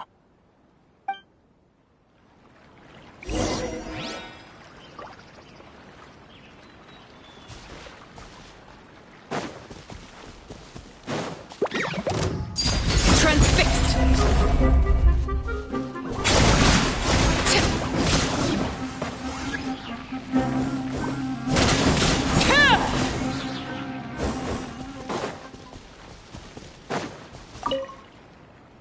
All right. I'll link your Akasha terminal to record data. The next step is to use this knowledge capsule. Hold it in your hand. I'll help you establish a connection with it so you can activate its power.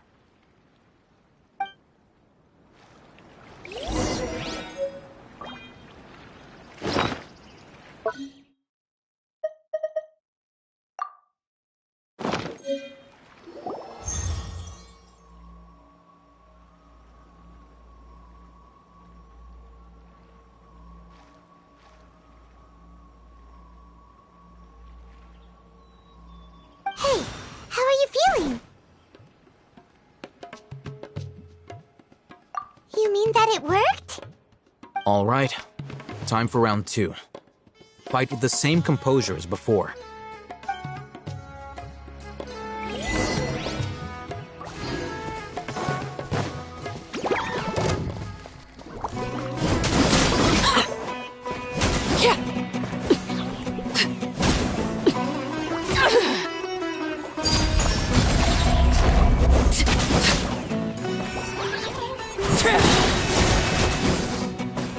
Everlasting as the moon!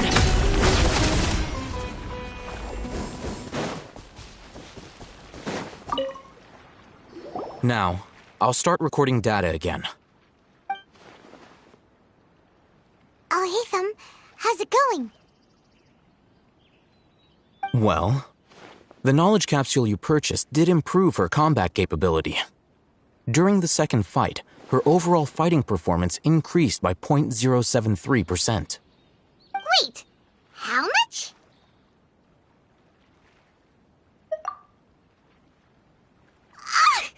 Dory's such a jerk! She totally scammed us! 1 million mora? This thing isn't worth a tenth of that amount! Of course, this could be because she is so powerful that the capsule's contents were unable to produce a substantial increase. At the very least, this test allowed me to gain more insight into you two. Our deal seems increasingly worth my investment. I'm heading back to Ikela Funduk. I await your response in 2 days' time. This is Mora for when you ask Dory for information. Pay her as much as she requests.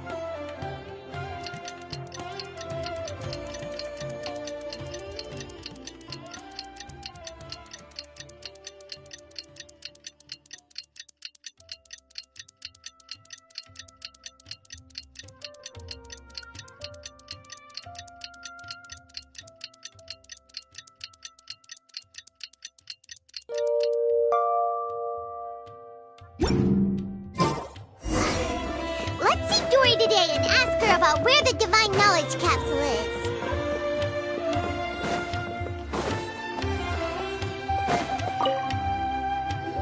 Here, over here! Oh, welcome back, my loyal patrons. What can I do for you this time? You name it. Canned knowledge, supplies, or anything else you need. I'll find a way to get it. Where there's a waterfall of Mora, there's a way. Can you really get us anything we want? Anything at all? Aha! So it appears that canned knowledge alone is no longer sufficient for your opulent appetite. Then please oblige me. Tell me what you have in mind. Oh! I knew customers with pockets as deep as yours would undoubtedly crave something more profound than ordinary canned knowledge. But you know, that kind of information isn't going to be cheap. After all, I had to work really hard to weasel my way into the auction site. Not to mention that if anyone found out that I was the leaker, I would be in big, big trouble. But how can we be sure your information is accurate? Paimon's curious how you just happen to have this kind of info the moment we need it. Because to me, anything of value is what I consider to be my supply. Therefore, I must always be aware of what's hot on the market in order to secure more sales. As for the information's authenticity, well, you've no need to worry about that. I used a camera to take a picture of the transaction.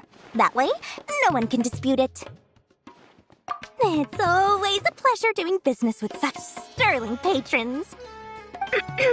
Now that you've paid in full, here's the scoop. The Divine Knowledge Capsule was purchased yesterday by a certain Misery, the leader of Ain El Ahmar. Ain El Ahmar?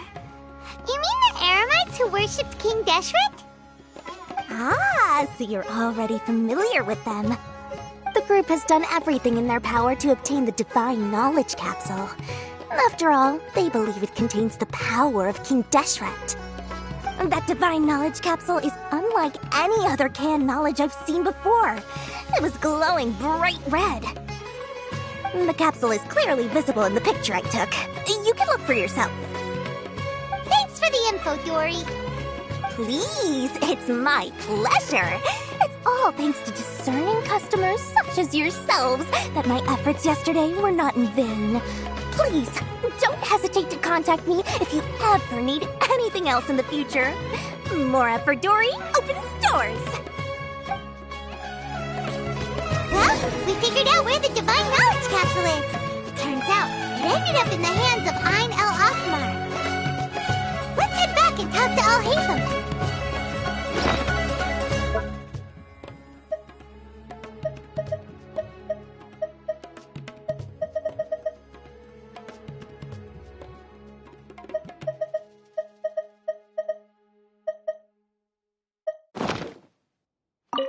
Remember to bring a token of our friendship the next time we meet, okay? I like to think it's built on a firm foundation of solid, shining Mora.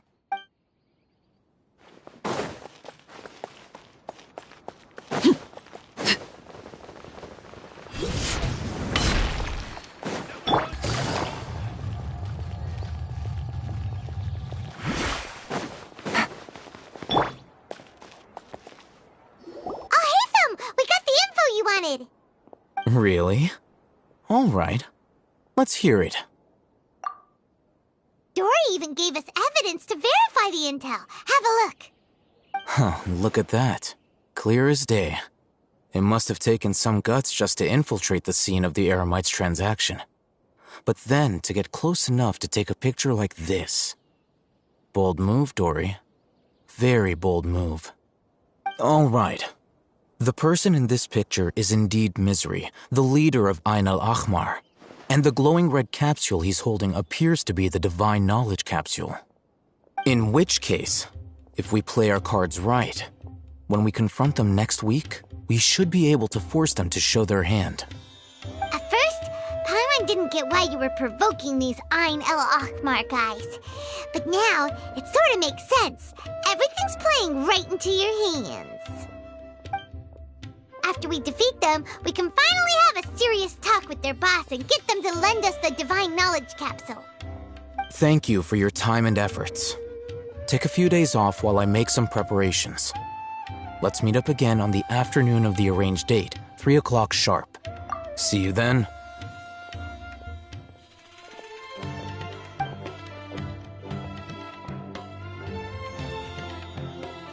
Al-Haytham sure is taking his time. Where could he be? Oh, there he is. Sorry to keep you waiting. Let's head to the pier in front of Pharos Lighthouse. Yep, let's go.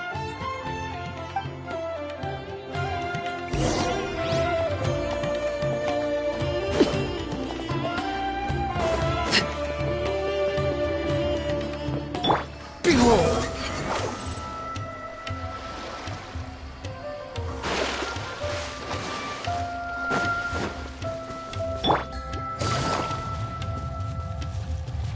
Take it easy. Al-Haytham. I knew you were crazy, but I didn't know you were crazy enough to actually show up. It was I who demanded that these negotiations take place. I was more worried that you might go back on your promise. But to your credit, it appears that you're sticking to your word. This is turning into quite an occasion. I also brought some backup. I assume you don't mind. Backup? Aren't you the brat from the restaurant the other day? You've come to support this lunatic because he helped you out? Fine. Your funeral. I'm not going to mince my words. Once we're done with you, you'll be nothing more than fish food. Get 'em, boys!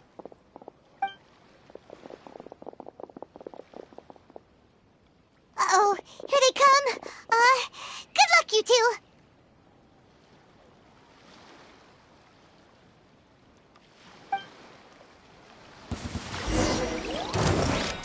Laid bare.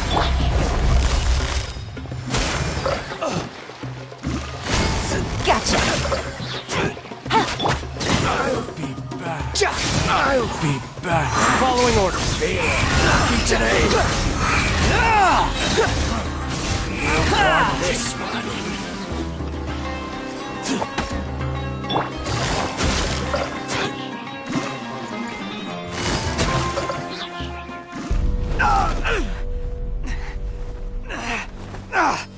Academia scum!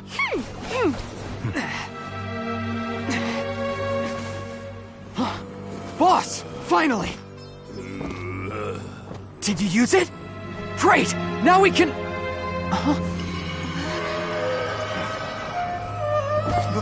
Boss? Boss!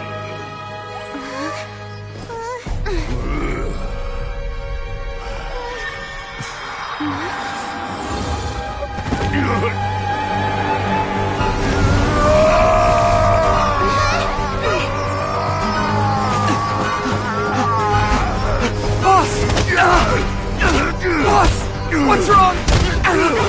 What happened to him? We have to cut his Akasha connection, now.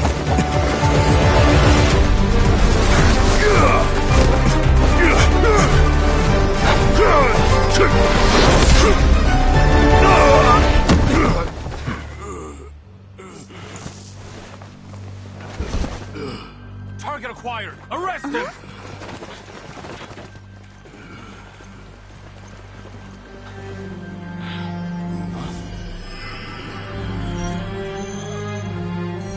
Do not impede our work. Is that understood, Al-Haytham? Of course. I was only trying to help. Take him away!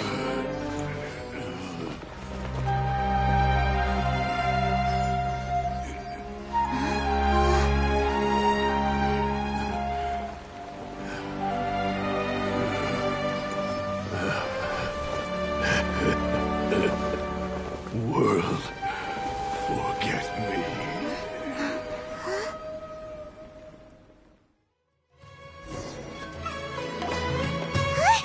What in Tibet just happened? It's like that big guy suddenly lost his mind. It looks like he used the Divine Knowledge Capsule. You mean the Divine Knowledge Capsule did that to him? Oh, yeah. You mean how some researchers go insane after getting knowledge from Irminsul? I've heard of numerous incidents of researchers in Satyavada life going insane. The state that man is now in suggests that this is a similar situation. This Divine Knowledge Capsule does appear to be linked to the gods, but beyond that, it doesn't seem anything like the rumors suggest. Possessing it doesn't grant you divine wisdom or power. Did you hear what he said? World, forget me. What could that possibly mean?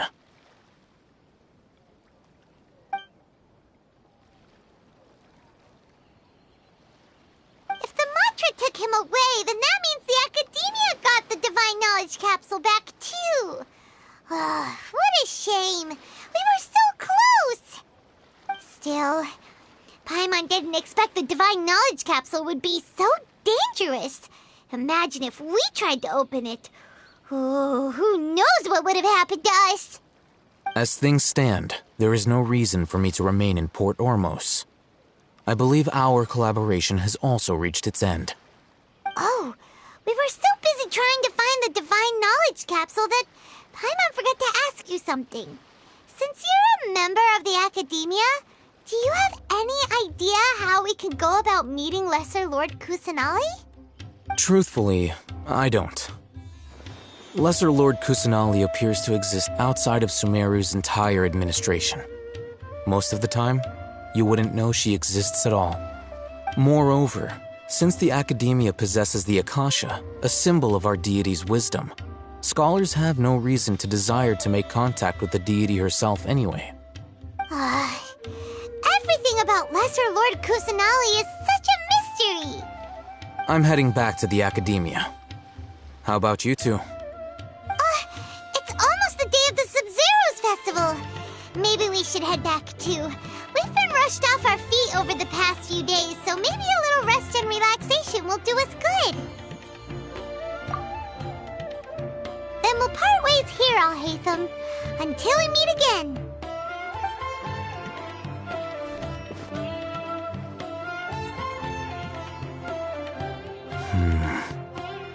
Now, do I deal with this thing first?